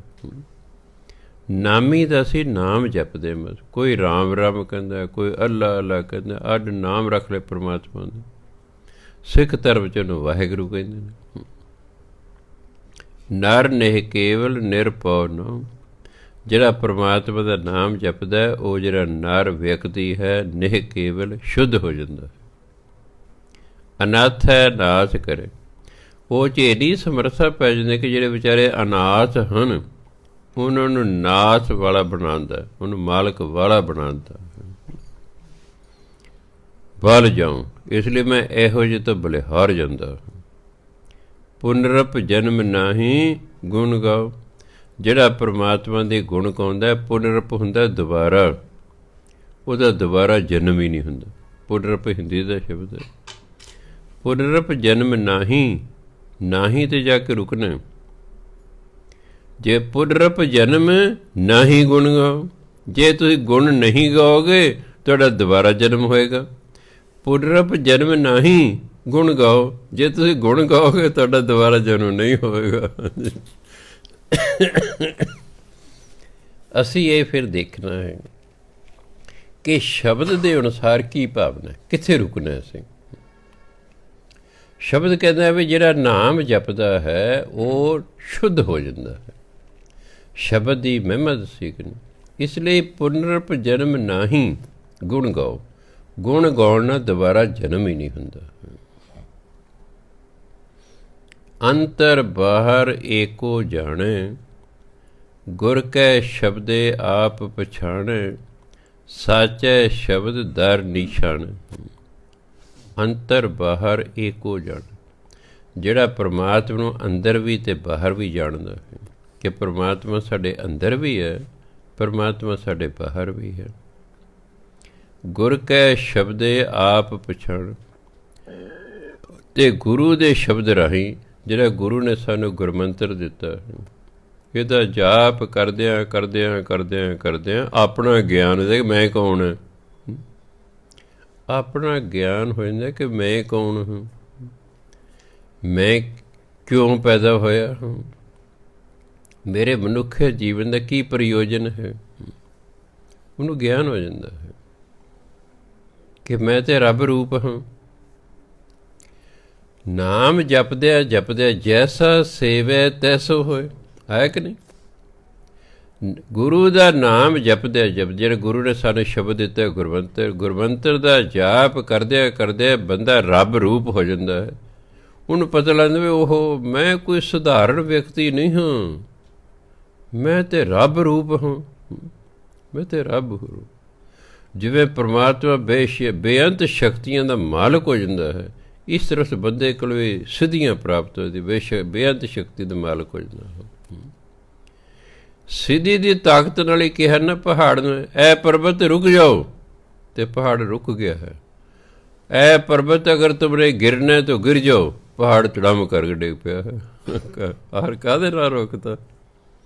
नाम ने अंदर सिद्धि पैदा करती, वाक शक्ति देती है। जो तू बोलेगा सच हो जाएगा। ये वाक शक्ति इतनी एक सिद्धि है कि जो तुसी बोलोगे सच हो जाएगा। शराप दे दोगे अगले का भट्ठा पै जाएगा, वर दे दोगे वो पूरा हो जाएगा। वाक सिद्धि इन्हों कहते हैं, वाक सिद्धि। 18 सिद्धियां च एक वाक सिद्धि है। बाबा जी पुत्र नहीं हो रहा, कई साल हो गए। हाँ जी, अच्छा भाई हो जाएगा, बस हो जाएगा, बस गल खत्म हो गई। कहते मान लो मैनू वाक सिद्धि प्राप्त हो जाए, मैनू की लोड़ हुक्म नवे लेंदे फिर। मैं तो सीधे कहते बाबा जी कनेडा जाना है, अच्छा चले जाएंगे, बस चले जाएगा, चले जाएगा। कोई वाक सिद्धि है वो तो पूरी होनी ही होनी है फिर। हाँ, इसलिए गुरु महाराज कहते अंतर बाहर एको जाने, ਜਿਹੜਾ परमात्मा ਨੂੰ अंदर भी तो बाहर भी जान कि परमात्मा साढ़े अंदर भी है, परमात्मा साढ़े बाहर भी है। गुर कै शब्दे आप पछाण, गुरु दे शब्द राਹੀਂ, गुरु दे दिते गुरमंत्र राਹੀਂ ਜਿਹੜਾ ਆਪਣੇ ਆਪ ਦੀ ਪਹਿਚਾਣ ਕਰ ਲੈਂਦਾ ਕਿ ਮੈਂ ਕੌਣ ਹਾਂ। ਤਾਂ ਕਿ ਤੂੰ ਕਰਤਾ ਤੂੰ ਪਿਆ, मुझ में रहा न हूँ। जब आपा पर का मिट गया, जत देखा तत तू उत्थे ही है। एक होर शब्द होता है भी परमात्मा ਨੂੰ याद करदे ज्ञान हो गया कि मैं तो आप ही रब हाँ, ਉਹਦੇ तो मेरे च कोई फर्क ही नहीं है। हाँ, तो ही मोही अंतर कैसा, उनका तेरे मेरे च कोई फर्क ही नहीं है, ਉਹਦਾ रूप हो गया। ਜਿਹਦਾ ਵੀ ਜਿਸ ਨੂੰ ਵੀ ਤੁਸੀਂ ਯਾਦ ਕਰਦੇ ਰਹੋਗੇ ਸਾਲਾਂ ਬੱਧੀ, ਇੱਕ ਦਿਨ ਉਹਦਾ ਰੂਪ ਹੋ ਜਾਓਗੇ, ਉਹਦੇ ਵਾਲੇ ਗੁਣ ਤੁਹਾਡੇ ਅੰਦਰ ਪੈਦਾ ਹੋ ਜਾਣਗੇ। ਗੁਰੂ ਮਹਾਰਾਜ ਨੇ ਬੜੀ ਦੂਰ ਦੀ ਸੋਚੀ ਕਿ ਇਹਨਾਂ ਨੂੰ ਕਿਸੇ ਵਿਅਕਤੀ ਦੀ ਪੂਜਾ 'ਤੇ ਨਹੀਂ ਲਾਉਣਾ, ਇਹਨਾਂ ਨੂੰ ਕਿਸੇ ਵਿਅਕਤੀ ਦਾ ਨਾਮ ਜਪਣ ਨੂੰ ਨਹੀਂ ਕਹਿਣਾ। ਵਿਅਕਤੀ ਦੇ ਵਿੱਚ ਛੁਪੇ ਹੋਏ ਔਗਣ ਹੋ ਸਕਦੇ ਨੇ। मैं बाहरों तुहानूं कुछ होर विखाई दे रहा, अंदर हो सकता मैं कुछ होर होवां। तुसीं मान लो कि रोज़ मेरा नाम जपना शुरू कर दे, सपोज करो जैमल सिंह जैमल सिंह जैमल सिंह जैमल सिंह, ਜਿਹੜੇ ਮੇਰੇ ਗੁਣ ਨੇ ਉਹ ਵੀ ਤੁਹਾਡੇ 'ਚ ਪੈਦਾ ਹੋ ਜਾਣਗੇ ਅਤੇ ਜਿਹੜੇ ਮੇਰੇ ਔਗਣ ਨੇ ਉਹ ਵੀ ਹੋ ਜਾਣਗੇ। ਤੁਸੀਂ ਕੀ ਖੱਟਿਆ ਫਿਰ? ਤੁਹਾਡੇ 'ਚ ਹੋ ਸਕਦਾ ਉਹ ਔਗਣ ਨਾ ਹੋਵੇ, ਤੁਸੀਂ ਮੈਨੂੰ ਯਾਦ ਕਰ ਕਰਕੇ ਮੇਰੇ ਵਾਲਾ ਔਗਣ ਆਪਣੇ 'ਚ ਪੈਦਾ ਕਰ ਲਿਓ। ਜਿੰਨਾ ਚਿਰ ਬੰਦਾ ਮਰ ਨਹੀਂ ਜਾਂਦਾ ਇਹ ਕੋਈ ਵੀ ਗਲਤੀ ਕਰ ਸਕਦਾ ਹੈ, ਯਾਦ ਰੱਖਣਾ। ਜਿੰਨਾ ਚਿਰ ਬੰਦਾ ਮਰ ਨਹੀਂ ਜਾਂਦਾ ਇਹ ਕੋਈ ਵੀ ਗਲਤੀ ਕਰ ਸਕਦਾ। ਅਤੇ ਫਿਰ ਜਦੋਂ ਅਸੀਂ ਪੂਜਦੇ ਹਾਂ, ਜਿਹਦਾ ਇੰਨਾ ਸਤਿਕਾਰ ਕਰਦੇ ਹਾਂ, ਜਦੋਂ ਫਿਰ ਕੋਈ ਗਲਤੀ ਕਰਦਾ ਹੈ ਫਿਰ ਅਸੀਂ ਢੀਠਾਂ ਵਾਂਗੂ ਭਾਵੇਂ ਉਹਦੀ ਤਸਵੀਰ ਲਾਈ ਰੱਖੀ ਹੈ ਆਪਣੀ ਦੁਕਾਨਾਂ 'ਤੇ ਅਤੇ ਆਪਣੇ ਘਰਾਂ 'ਚ, ਗੱਲ ਤਾਂ ਕੋਈ ਨਾ ਬਣਦੀ। ਗੱਲ ਤਾਂ ਕੋਈ ਨਹੀਂ।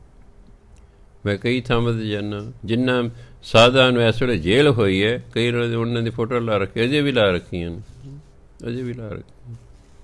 ਪਤਾ ਨਹੀਂ ਕਿਉਂ ਲਾ ਰੱਖੀ, ਮੈਨੂੰ ਤਾਂ ਨਹੀਂ ਸਮਝ। ਗੁਰਬਾਣੀ ਕਾਚੇ ਗੁਰ ਤੇ ਮੁਕਤ ਨਾ ਹੋਏ।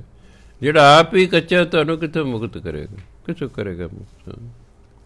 ਜਿਹੜਾ ਆਪ ਮੁਕਤ ਹੈ ਉਹੀ ਤੁਹਾਨੂੰ ਮੁਕਤ ਕਰੇਗਾ। ਇਸ ਲਈ ਉਹਨਾਂ ਨੇ ਕਿਹਾ ਭਾਈ ਵਾਹਿਗੁਰੂ ਵਾਹਿਗੁਰੂ ਕਹਿਣਾ। ਆਪਾਂ ਰਾਮ ਰਾਮ ਕਹਿੰਦੇ ਹਾਂ, ਸਪੋਜ਼ ਕਰੋ ਸਾਡਾ ਧਿਆਨ ਰਾਮ ਚੰਦਰ ਵੱਲ ਹੋ ਜਾਏਗਾ, ਰੱਬ ਵੱਲੋਂ ਤਾਂ ਹਟ ਗਿਆ, ਰੱਬ ਵੱਲੋਂ ਹਟ ਗਿਆ, ਰਾਮ ਚੰਦਰ ਵੱਲ ਹੋ ਗਿਆ, ਤਾਂ ਫਿਰ ਬੰਦੇ ਦੀ ਪੂਜਾ ਸ਼ੁਰੂ ਹੋ ਗਈ। ਗੁਰੂ ਮਹਾਰਾਜ ਕਿ ਨਹੀਂ, ਬੰਦੇ ਦੀ ਪੂਜਾ ਨਹੀਂ ਕਰਨੀ, ਪਰਮਾਤਮਾ ਦੀ ਕਰਨੀ। ਪੂਜਾ ਅਕਾਲ ਪੁਰਖ ਕੀ, 10 ਪਾਤਸ਼ਾਹ ਕਹਿੰਦੇ ਪੂਜਾ ਅਕਾਲ ਪੁਰਖ ਕੀ। ਪਰਚਾ ਸ਼ਬਦ, ਪਿਆਰ ਸ਼ਬਦ ਨੂੰ ਕਰਨਾ ਹੈ, ਬਾਣੀ ਨੂੰ ਕਰਨਾ। ਅਤੇ ਜਿਹੜਾ ਦਰਸ਼ਨ ਹੈ ਉਹ ਖਾਲਸੇ ਦਾ ਹੈ, ਦਰਸ਼ਨ ਕਰਨੇ ਤਾਂ ਖਾਲਸੇ ਦੇ ਕਰੋ। ਪੂਜਾ ਕਰਨੀ ਅਕਾਲ ਪੁਰਖ ਦੀ ਕਰੋ। ਵਾਹਿਗੁਰੂ ਵਾਹਿਗੁਰੂ ਵਾਹਿਗੁਰੂ ਕਰਨਾ, ਕਿਸੇ ਬੰਦੇ ਵੱਲ ਖਿਆਲ ਹੀ ਨਹੀਂ ਜਾਂਦਾ, ਕਿਉਂਕਿ ਕਿਸੇ ਬੰਦੇ ਦਾ ਜਿੰਨੇ ਅਵਤਾਰ ਹੁਣ ਤੱਕ ਗੁਰੂ ਪੀਰ ਪੈਗੰਬਰ ਹੋਏ ਕਿਤੇ ਨਾਂ ਹੀ ਨਹੀਂ ਵਾਹਿਗੁਰੂ। ਇਸ ਲਈ ਬੜਾ ਸੋਚ ਕੇ ਦੇਖਿਆ ਭਾਈ ਵਾਹਿਗੁਰੂ ਵਾਹਿਗੁਰੂ ਕਹਿਣਾ ਹੈ। ਜੇ ਕੋਈ ਨਾਮ ਕਹਿ ਦੇ ਤਾਂ ਕਿਸੇ ਵਿਅਕਤੀ ਦਾ ਹੋ ਸਕਦਾ ਸੀ ਉਹਦੇ ਵੱਲ ਧਿਆਨ ਚਲਿਆ ਜਾਵੇ, ਅਤੇ ਹੋ ਸਕਦਾ ਉਸ 'ਚ ਕੋਈ ਨੁਕਸ ਹੋਵੇ। ਆਪ ਹਿੰਦੂ ਵੀਰ ਕਹਿੰਦੇ ਨੇ ਕਿ ਕ੍ਰਿਸ਼ਨ ਮਹਾਰਾਜ 16 ਕਲਾ ਸੰਪੂਰਨ ਸਨ ਅਤੇ ਰਾਮਚੰਦਰ ਜੀ 14 ਕਲਾ ਸੰਪੂਰਨ ਸਨ। 2 ਕਲਾ ਘੱਟ ਸਨ ਉਹਨਾਂ 'ਚ। ਇਹਦੇ ਵਿੱਚ ਕੋਈ ਨੁਕਸ ਹੀ ਨਾ, ਫਿਰ ਉਹ ਪੂਰਨ ਨਹੀਂ ਸਨ। 16 ਕਲਾ ਵਾਲੇ ਨੂੰ ਸੰਪੂਰਨ ਗਿਣਿਆ ਗਿਆ ਧਰਮ 'ਚ। ਇਹ 16 ਕਲਾ ਸੰਪੂਰਨ, ਇਹ 16 ਗੁਣ ਨੇ, ਉਹਨੂੰ ਸੰਪੂਰਨ ਗਿਣਿਆ ਗਿਆ। ਜਿਹੜੇ ਘੱਟ ਕਲਾਵਾਂ ਨੇ ਇਹਦਾ ਮਤਲਬ ਸੰਪੂਰਨ ਨਹੀਂ, ਅਧੂਰਾ ਸੀ। ਇਸ ਕਰਕੇ ਘਰ ਵਾਲੇ ਦੇ ਗੁਆਚਣ ਦੇ ਰੋਣ ਲੱਗ ਪਿਆ ਹੈ, ਰੋਣ ਲੱਗ ਪਿਆ। ਕ੍ਰਿਸ਼ਨ ਮਹਾਰਾਜ ਨੇ ਐਸਾ ਕੁਝ ਵੀ ਨਹੀਂ ਕਦੇ ਕੀਤਾ, ਇਸ ਲਈ ਉਹਨਾਂ 16 ਕਲਾ ਸੰਪੂਰਨ ਕੀਤਾ। ਸਾਡੇ ਗੁਰੂਆਂ ਨੇ ਕਿੰਨੇ ਤਸੀਹੇ ਸਹੇ, ਪਰਿਵਾਰਾਂ ਦੇ ਪਰਿਵਾਰ ਵਾਰ 'ਤੇ, ਪਰ ਕਿ ਇੱਕ ਅਥਰੂ ਨੇ ਅੱਖਾਂ 'ਚ ਡਿੱਗਿਆ ਹੈ। ਇਹ 16 ਕਲਾ ਸੰਪੂਰਨ ਸਨ। ਅਤੇ ਪਰਮਾਤਮਾ ਅਨੰਤ ਕਲਾ, ਉਹ ਤਾਂ ਬੇਅੰਤ ਕਲਾਵਾਂ ਦਾ ਸ਼ਕਤੀਆਂ ਦਾ ਮਾਲਕ ਹੈ। ਉਹ ਤਾਂ ਕੋਈ ਅੰਤ ਹੀ ਨਹੀਂ ਕੋਈ ਹੈ। ਅਨੰਤ ਕਲਾ, ਅਨੰਤ ਕਲਾ। ਸੋ ਤਾਂ ਗੁਰੂ ਜੀ ਗੁਰ ਕੈ ਸ਼ਬਦੇ ਆਪ ਪਛਾਣੇ। ਗੁਰੂ ਦੇ ਸ਼ਬਦ ਰਾਹੀਂ ਫਿਰ ਹੌਲੇ ਹੌਲੇ ਆਪਣੇ ਆਪ ਦੀ ਪਹਿਚਾਣ ਹੁੰਦੀ, ਮੈਂ ਕੌਣ ਹਾਂ। ਵੀ ਮੇਰੇ ਅਤੇ ਪਰਮਾਤਮਾ ਦਾ ਫਰਕ ਹੀ ਨਹੀਂ, ਮੈਂ ਤਾਂ ਉਹਦਾ ਹੀ ਰੂਪ ਹਾਂ। ਪਰ ਹਾਲਾਂਕਿ ਬਾਣੀ ਰਾਹੀਂ ਗੁਰੂ ਮਹਾਰਾਜ ਕਹਿੰਦੇ ਜੋ ਦੀਸੈ ਸੋ ਤੇਰਾ ਰੂਪ, ਹੇ ਪਰਮਾਤਮਾ ਜੋ ਵੀ ਇਹ ਅੱਖਾਂ ਨਾਲ ਦਿਖਾਈ ਦੇ ਰਿਹਾ ਤੇਰਾ ਹੀ ਰੂਪ ਹੈ, ਤੇਰੇ ਤੇ ਉਹਦੇ 'ਚ ਕੋਈ ਫਰਕ ਨਹੀਂ ਹੈ। ਪਰ ਸਾਨੂੰ ਵਿਸ਼ਵਾਸ ਨਹੀਂ ਆਉਂਦਾ ਹੈ। ਉਹ ਕਹਿੰਦੇ ਨਹੀਂ ਵਿਸ਼ਵਾਸ ਹੁੰਦਾ, ਫਿਰ ਨਾਮ ਜਪੀ ਜਾਓ, ਜਪੀ ਜਾਓ, ਜਪੀ ਜਾਓ, ਜਪੀ ਜਾਓ। ਜਦੋਂ ਤੁਸੀਂ ਅੰਦਰੋਂ ਉਹਦੇ ਵਰਗੇ ਹੋ ਜਾਏਗਾ ਤੁਹਾਨੂੰ ਵਿਸ਼ਵਾਸ ਹੋ ਜਾਏਗਾ ਕਿ ਦੋਨਾਂ 'ਚ ਕੋਈ ਫਰਕ ਨਹੀਂ।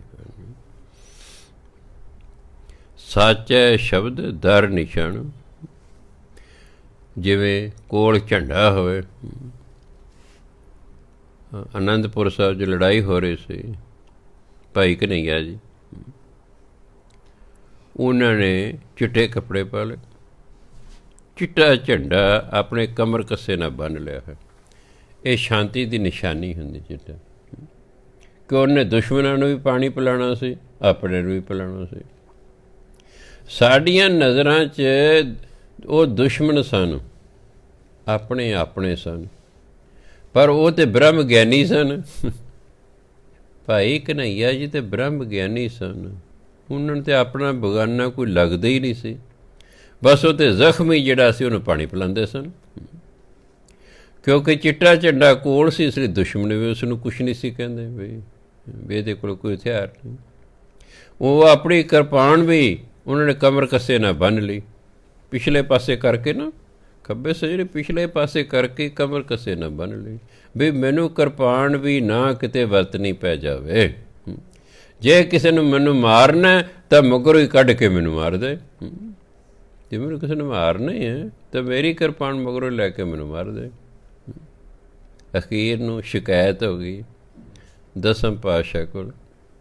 ਫੌਜੀਆਂ ਨੇ, ਸਿੱਖ ਫੌਜੀ ਨੇ ਸ਼ਿਕਾਇਤ ਕਰਤੀ ਵੀ ਤਾਂ ਦੁਸ਼ਮਣਾਂ ਨੂੰ ਪਾਣੀ ਪਿਲਾਈ ਜਾਂਦਾ। ਸੱਦਾ ਭਾਈ ਕਨ੍ਹਈਆ ਜੀ ਨੂੰ, ਤਸੱਲੀ ਤੇ ਕਰਾਉਣੀ ਸੀ ਨਾ ਸਿੱਖਾਂ ਦੀ। ਕਹਿੰਦੇ ਭਾਈ ਕਨ੍ਹਈਆ ਜੀ ਤੁਹਾਡੀ ਸ਼ਿਕਾਇਤ ਹੈ, ਤੁਸੀਂ ਦੁਸ਼ਮਣਾਂ ਨੂੰ ਪਾਣੀ ਪਿਲਾਉਣਾ ਜੀ। ਕਹਿੰਦੇ ਜੀ ਮੈਨੂੰ ਤਾਂ ਕੋਈ ਦੁਸ਼ਮਣ ਦਿਸਦਾ ਹੀ ਨਹੀਂ, ਮੈਂ ਤਾਂ ਜਿਸ ਜ਼ਖਮੀ ਨੂੰ ਦਿਸਦਾ ਮੈਨੂੰ ਤਾਂ ਤੁਹਾਡੇ ਉਸ 'ਚ ਚਿਹਰਾ ਦਿਸ ਰਿਹਾ ਹੈ। ਮੈਂ ਤਾਂ ਤੁਹਾਨੂੰ ਪਾਣੀ ਪਿਲਾ ਰਿਹਾ, ਮੈਂ ਤਾਂ ਕਿਸੇ ਨੂੰ ਪਾਣੀ ਹੀ ਨਹੀਂ ਪਿਲਾਉਂਦਾ ਹੈ। ਅਤੇ ਗੁਰੂ ਮਹਾਰਾਜ ਖੁਸ਼ ਹੋਏ, ਆਪਣੀ ਥਾਂ ਤੋਂ ਖੜ੍ਹੇ ਹੋ ਗਏ, ਉਹਨੂੰ ਜੱਫੀ ਪਾ ਲਈ। ਇੱਕ ਉਹਨੂੰ ਡੱਬੀ ਦਿੱਤੀ ਮਲਮ ਦੀ, ਨਾਲ ਦਿੱਤੀਆਂ ਪੱਟੀਆਂ। ਕਹਿੰਦੇ ਹੁਣ ਜਿਹੜੇ ਜ਼ਖਮ ਹੋਣ ਨਾ ਉਸ 'ਤੇ ਮਲਮ ਪੱਟੀ ਵੀ ਕਰ ਦਿਆ ਕਰ। ਕਹਿੰਦੇ ਭਾਈ ਇਹ ਬ੍ਰਹਮ ਗਿਆਨੀ ਹੈ, ਇਹ ਮੇਰ ਤੇਰ ਤੋਂ ਉੱਪਰ ਉੱਠ ਚੁੱਕਾ ਹੈ, ਇਹਨੂੰ ਅਸੀਂ ਕੁਛ ਨਹੀਂ ਕਹਿ ਸਕਦੇ। ਕਹਿੰਦੇ ਕਰਦੇ ਰਹੋ ਭਾਈ, ਤੁਸੀਂ ਆਪਣੀ ਸੇਵਾ ਕਰਦੇ ਰਹੋ, ਇੱਥੇ ਪਹੁੰਚ ਗਏ ਹੋ, ਇੱਥੇ ਹੀ ਪਹੁੰਚਣਾ। ਸਾਡਾ ਜੰਮਣ ਮਰਨ ਤਾਂ ਜਾ ਕੇ ਖਤਮ ਹੋਣਾ, ਸਾਡੇ ਵਰਗੇ ਦੀ ਅਰਦਾਸ ਨਾਲ ਨਹੀਂ ਖਤਮ ਹੋਣਾ ਵੀ ਹਾਂ ਜੀ ਮਰਨ ਤੋਂ ਬਾਅਦ ਬਾਬਾ ਜੀ ਤੋਂ ਅਰਦਾਸ ਕਰ ਲਓ, ਸੱਚਖੰਡ ਪਤਾ ਨਹੀਂ ਚਲੇ ਜਾਏ, ਗੁਰੂ ਦੇ ਚਰਨਾਂ ਚਲੇ ਜਾਏ। ਐ ਨਹੀਂ ਚੱਲਦਾ ਜਾਂਦਾ। ਗੁਰੂ ਦੇ ਚਰਨਾਂ 'ਚ ਚਲੇ ਗਏ ਫਿਰ ਤਾਂ ਜੰਮਣ ਮਰਨ ਹੀ ਖਤਮ ਹੋ ਗਿਆ। ਸੱਚਖੰਡ ਚਲੇ ਗਏ, ਜੰਮਣ ਮਰਨ ਹੀ ਖਤਮ ਹੋ ਗਿਆ ਹੈ। ਅਤੇ ਜੇ ਨਿਰੀਆਂ ਅਰਦਾਸਾਂ ਨਾ ਚਲੇ ਫਿਰ ਤਾਂ ਭਜਨ ਬੰਦਗੀ ਦੀ ਲੋੜ ਹੀ ਨਹੀਂ। ਇਹ ਤਾਂ ਕੋਈ ਜਨਮ ਲੱਗ ਜਾਂਦੇ ਨੇ ਤਾਂ ਕਿਤੇ ਜਾ ਕੇ ਬ੍ਰਹਮ ਗਿਆਨ ਹੁੰਦਾ। ਬ੍ਰਹਮ ਗਿਆਨ ਹੁੰਦਾ ਹੈ ਤਾਂ ਜਾ ਕੇ ਕਿਤੇ ਜੰਮਣ ਮਰਨ ਤੋਂ ਖੜਾ ਛੁੱਟਦਾ ਹੈ। ਸੋ ਸੱਚ ਹੈ ਸ਼ਬਦ, ਪਰਮਾਤਮਾ ਦਾ ਨਾਮ ਹੀ ਨਿਸ਼ਾਨ ਹੋ ਜਾਂਦਾ ਹੈ।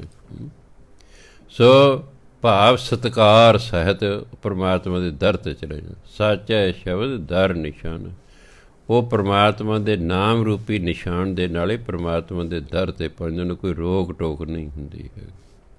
ਕਿਸ ਨੂੰ?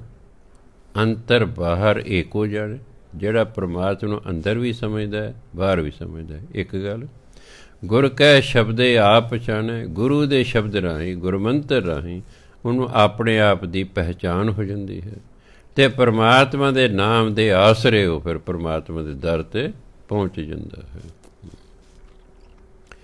ਸ਼ਬਦ ਮਰੈ ਤਿਸ ਨਿਜ ਘਰ ਵਾਸਾ, ਕਾਮ ਕ੍ਰੋਧ ਬਿਖ ਭੂਖ ਪਿਆਸਾ, ਨਾਨਕ ਬਿਰਲੇ ਮਿਲੇ ਉਦਾਸ, ਜੋ ਦੀਸੈ ਸੋ ਆਸ ਨਰਸ।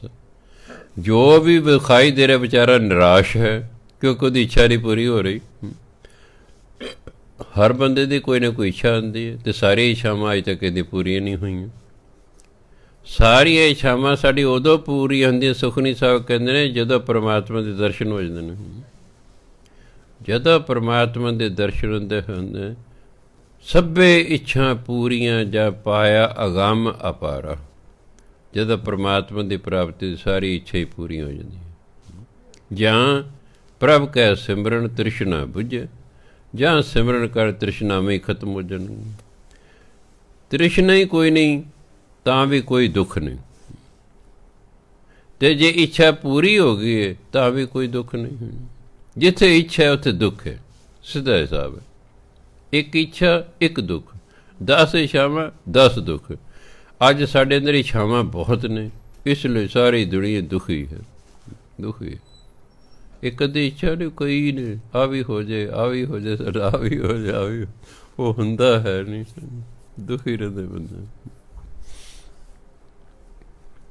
ਉਹ ਜਿਹੜੇ ਭਜਨ ਬੰਦਗੀ ਵਾਲੇ ਉੱਚੀ ਅਵਸਥਾ ਦੇ ਲੋਕ ਨੇ, ਉਹ ਆਪਣੇ ਅੰਦਰ ਪਰਮਾਤਮਾ ਤੋਂ ਬਿਨਾਂ ਹੋਰ ਕੋਈ ਇੱਛੇ, ਸੰਸਾਰਿਕ ਇੱਛਾ ਹੀ ਨਹੀਂ ਆਉਣ ਦਿੰਦੇ।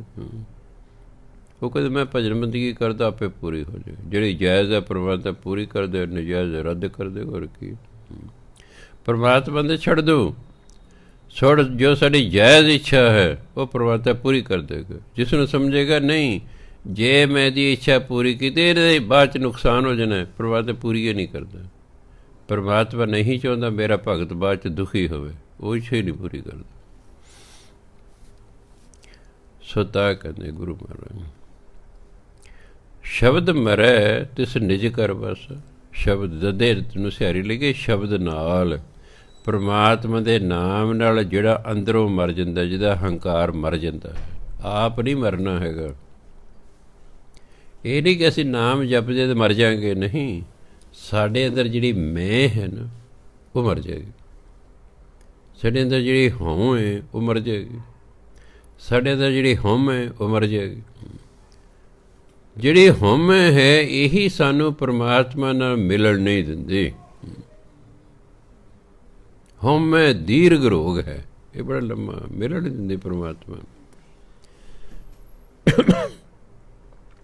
ਹਉ ਕਿਉਂ ਆਉਂਦੀ ਹੈ? ਮੈਂ ਕਰਦਾ, ਮੈਂ ਕਰ ਸਕਦਾ ਹਾਂ, ਇਹ ਮੈਂ ਕੀਤਾ। ਪਰਮਾਤਮਾ ਕਹਿੰਦਾ ਭਲਿਆ ਮਾਨਸ, ਇਹ ਤਾਂ ਮੈਂ ਕੀਤਾ, ਇਹ ਤਾਂ ਮੈਂ ਤੇਰੇ ਰਾਹੀਂ ਕਰਵਾਇਆ ਹੈ, ਪਰ ਤੂੰ ਸਮਝਦਾ ਮੈਂ ਕੀਤਾ। ਇਹਦੇ ਵਿੱਚ ਇੱਕ ਉਦਾਹਰਣ ਵੀ ਦਿਆ ਕਰਦਾ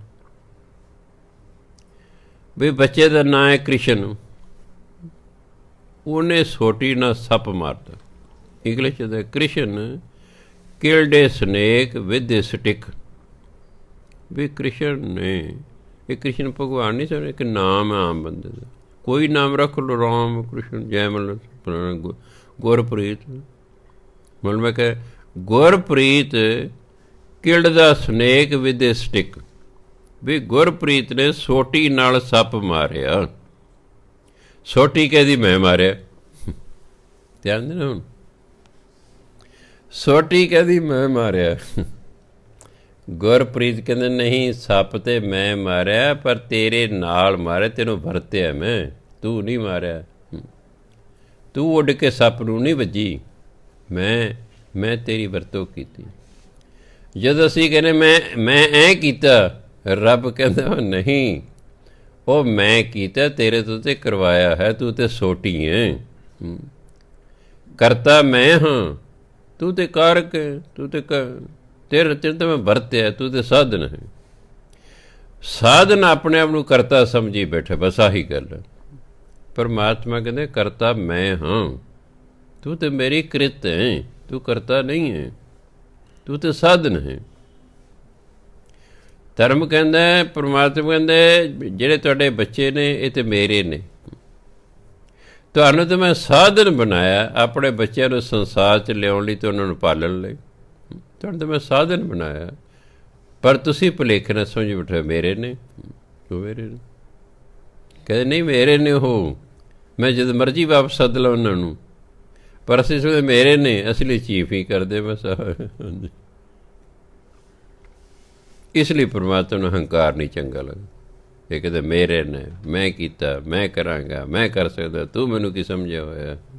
ਸੋਟੀ ਹੀ ਆਕੜੀ ਜਾਂਦੀ ਹੈ, ਸੋਟੀ ਸੱਪ ਨੂੰ ਮੈਂ ਤੈਨੂੰ ਮਾਰ ਦਿਆਂਗੀ, ਮੈਂ ਹੀ ਤੈਨੂੰ ਮਾਰਿਆ, ਤੂੰ ਆਪਣਾ ਕੀ ਸਮਝਦਾ।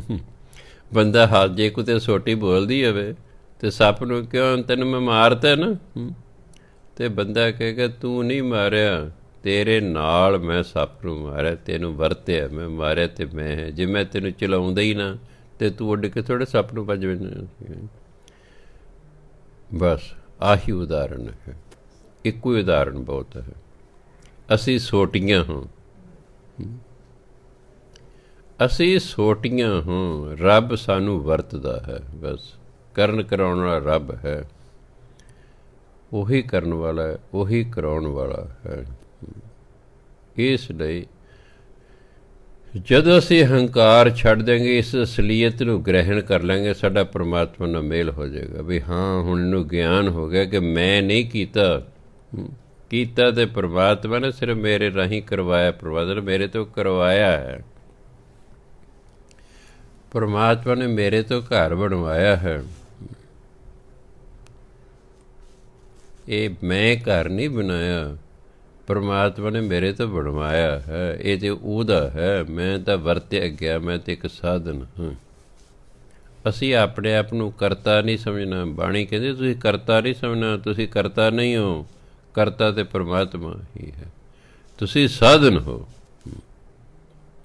ਪਰਮਾਤਮਾ ਤੁਹਾਡੇ ਰਾਹੀਂ ਕਰਵਾ ਰਿਹਾ ਹੈ, ਕਰਵਾ ਉਹੀ ਰਿਹਾ ਹੈ। ਤਾਂ ਹੀ ਗੁਰਬਾਣੀ ਕਹਿੰਦੇ ਵੀ ਬੰਦੇ ਦਾ ਕੀ ਵਸ, ਬੰਦਾ ਹੀ ਚੰਗੇ, ਪਰਮਾਤਮਾ ਹੀ ਬੰਦੇ ਤੋਂ ਚੰਗੇ ਕੰਮ ਕਰਾ ਰਿਹਾ, ਪਰਮਾਤਮਾ ਉਸ ਤੋਂ ਮਾੜੇ ਕੰਮ ਕਰਵਾ ਰਿਹਾ ਹੈ। ਇਸ ਲਈ ਬੰਦਾ ਕੀ ਕਰੇ। ਅਸੀਂ ਕਹਿੰਦੇ ਇਹ ਚੋਰੀਆਂ ਕਰਦੇ, ਡਾਕੇ ਮਾਰਦੇ, ਫਲਾਣਾ ਹੈ ਜੀ। ਉਹ ਪਰਮਾਤਮਾ ਜਿੱਤ ਜਿੱਤ ਲਾਵੋ ਤਿੱਤ ਤਿੱਤ ਲਗਨ, ਜਿਸ ਜਿਸ ਪਾਸੇ ਕਿਸ ਨੂੰ ਹੈ ਪਰਮਾਤਮਾ ਤੁਸੀਂ ਲਾ ਰਿਹਾ, ਉਸ ਪਾਸੇ ਲੱਗਾ ਹੋਇਆ ਹੈ। ਇਹ ਤਾਂ ਸਾਡੀ ਸੋਚ ਕਿ ਗਲਤ ਲੱਗਾ ਹੋਇਆ ਹੈ। ਪਰਮਾਤਮਾ ਨੂੰ ਉਧਰਲੇ ਪਾਸੇ ਲਾ ਰੱਖਿਓ, ਉਸ ਪਾਸੇ। ਜਿਵੇਂ ਕਿਸੇ ਨੇ ਫਿਲਮ ਬਣਾਉਣੀ ਹੈ, ਉਹ ਵੇਖਦਾ ਵੀ ਆਹ ਬੰਦਾ ਹੀਰੋ ਬਣਨ 'ਤੇ ਫਿੱਟ ਹੈ, ਉਹਨੂੰ ਹੀਰੋ ਬਣਾਉਂਦਾ। ਆਹ ਵਿਲਨ ਦਾ ਰੋਲ ਵਧੀਆ ਕਰ ਸਕਦਾ, ਉਹਨੂੰ ਵਿਲਨ ਬਣਾਉਂਦਾ ਹੈ। ਆਹ ਹੀਰੋਇਨ ਦਾ ਰੋਲ ਵਧੀਆ ਕਰ ਸਕਦੀ ਹੈ, ਉਹਨੂੰ ਉਹ ਲਾਉਂਦਾ ਹੈ। ਉਹ ਯੋਗਤਾ ਵੇਖਦਾ, ਉਹਦੇ ਅਨੁਸਾਰ ਉਹਨੂੰ ਰੋਲ ਦਿੰਦਾ ਹੈ। ਇਸ ਤਰ੍ਹਾਂ ਪਰਮਾਤਮਾ ਵੀ ਵੇਖਦਾ, ਇਹ ਡਾਕੇ ਮਾਰ ਸਕਦਾ, ਉਹਨੂੰ ਡਾਕੂ ਬਣਾਉਂਦਾ ਹੈ। ਸਾਡੇ ਵਰਗਿਆਂ ਨੂੰ ਨਹੀਂ ਡਾਕੂ ਬਣਾਉਂਦਾ ਪਰਮਾਤਮਾ, ਉਹਨੂੰ ਪਤਾ ਤਾਂ ਡਰਪੋਕ ਨੇ, ਇਹਨਾਂ ਕਿਸੇ ਨੂੰ ਕੀ ਕਰਨਾ, ਇਹ ਕੀ ਕਰਨਾ। ਕਿਉਂਕਿ ਡਾਕੇ ਮਾਰਨ ਲਈ ਤਾਂ ਫਿਰ ਬਸ ਹੋਰ ਤਰ੍ਹਾਂ ਦਾ ਬੰਦਾ ਚਾਹੀਦਾ ਨਾ। ਉਹ ਵੇਖਦਾ, ਉਹਨੇ ਦੇਖਿਆ ਪਾਠ ਸਿਖਾਉਣ ਵਾਲਾ ਇਹਦੇ ਫਿੱਟ ਹੈ, ਇਹਨੂੰ ਇਸ ਕੰਮ 'ਤੇ ਲਾ ਦਿਓ। ਤੁਹਾਨੂੰ ਵੇਖਿਆ ਤੁਸੀਂ ਪਾਠ ਸਿੱਖਣਾ, ਤੁਸੀਂ ਹੈਗੀ ਤੁਹਾਡੇ ਅੰਦਰ ਪਾਠ ਸਿੱਖਣ ਦੀ ਯੋਗਤਾ, ਤੁਹਾਨੂੰ ਪਾਠ ਸਿੱਖਣ ਦੇ ਲਾਤਾ ਹੈ। ਪਰਮਾਤਮਾ ਨੇ ਦੇਖ ਰਿਹਾ ਇਹ ਕਿਹੜੇ ਕੰਮ ਹੁੰਦਾ ਫਿੱਟ ਹੈ। ਹੁਣ ਮੈਨੂੰ ਕੋਈ ਪੁਲਿਸ ਭਰਤੀ ਮੈਂ ਕਦੇ ਨਹੀਂ ਹੁੰਦਾ, ਮੈਂ ਫਿੱਟ ਹੀ ਨਹੀਂ ਪੁਲਿਸ ਦੇ।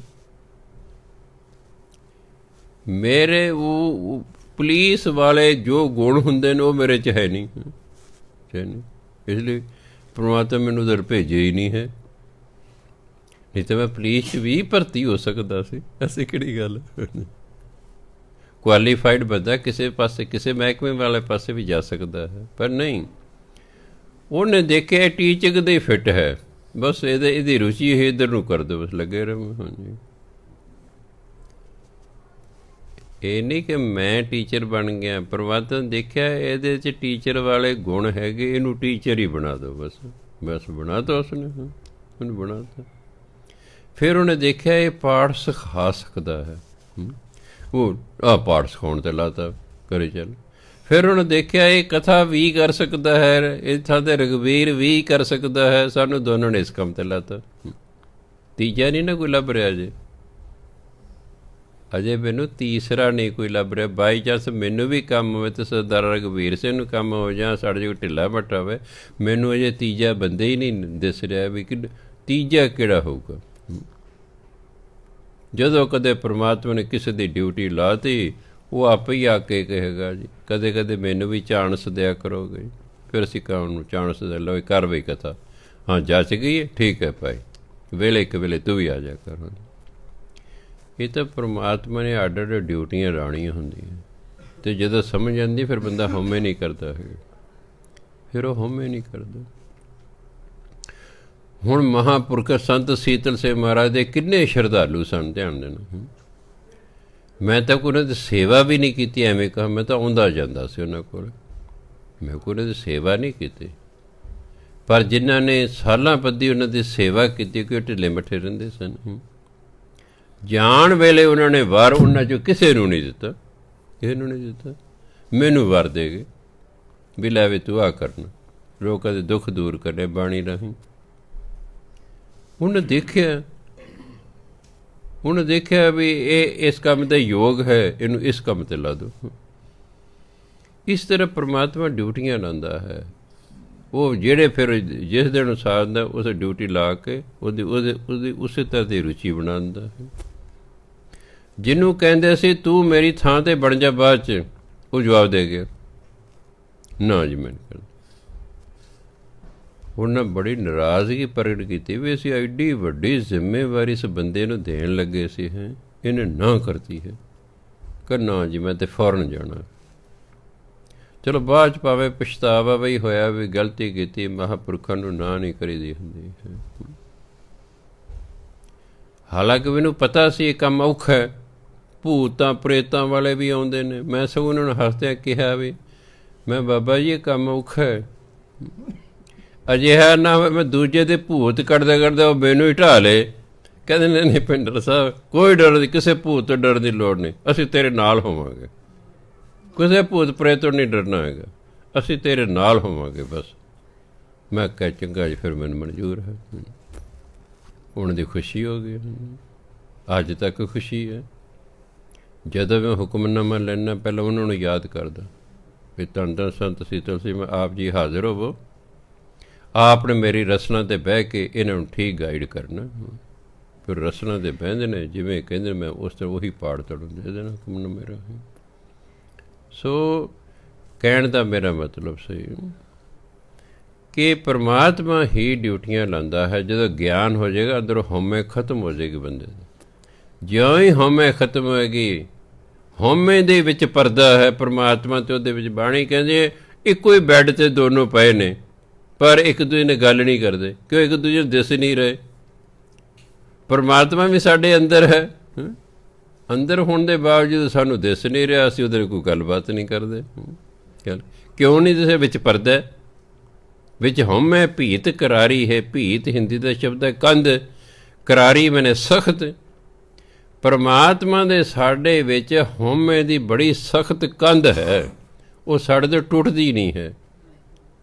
ਉਹ ਤਾਂ ਪਰਮਾਤਮਾ ਕਿਰਪਾ ਕਰੇਗਾ, ਸਾਡੇ ਅੰਦਰ ਹਉਮੈ ਖਤਮ ਹੋਏਗੀ। ਜਿਉਂ ਹੀ ਜੇ ਕੰਧ ਵਿੱਚੋਂ ਖਤਮ ਹੋਏ, ਜਿਵੇਂ ਮੰਨ ਲਓ ਕੰਧ ਦੇ ਪਰਲੇ ਪਾਸੇ ਪਰਮਾਤਮਾ ਬੈਠਾ ਹੋਵੇ ਅਤੇ ਇੱਧਰ ਅਸੀਂ ਬੈਠੇ ਹਾਂ, ਅਤੇ ਕੰਧ ਹੋਣ ਕਰਕੇ ਸਾਨੂੰ ਦਿਸ ਨਹੀਂ ਰਿਹਾ, ਅਤੇ ਕੰਧ ਵਿੱਚੋਂ ਹਟ ਜੇ ਤਾਂ ਫਿਰ ਸਾਹਮਣੇ ਦਿਸੇਗਾ ਕਿ ਨਹੀਂ। ਇਹ ਮੈਂ ਕਰਕੇ, ਮੈਂ ਇਹ ਕੀਤਾ, ਮੈਂ ਇਹ ਕਰ ਸਕਦਾ ਹਾਂ, ਮੈਂ ਇਹ ਕਰਾਂਗਾ, ਇਹ ਹਉਮੈ।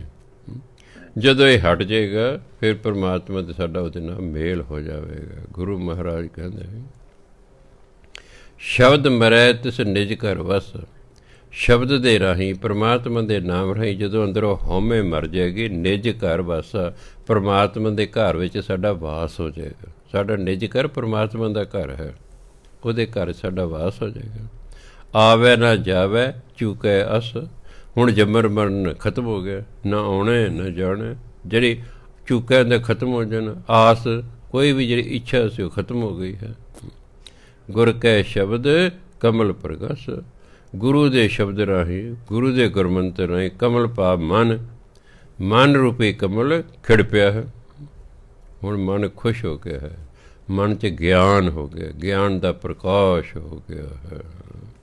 ਸਤਿਕਾਰਯੋਗ ਸਾਧ ਸੰਗਤ ਸਮਾਂ ਆ ਗਿਆ। ਵਾਹਿਗੁਰੂ ਜੀ ਕਾ ਖਾਲਸਾ, ਵਾਹਿਗੁਰੂ ਜੀ ਕੀ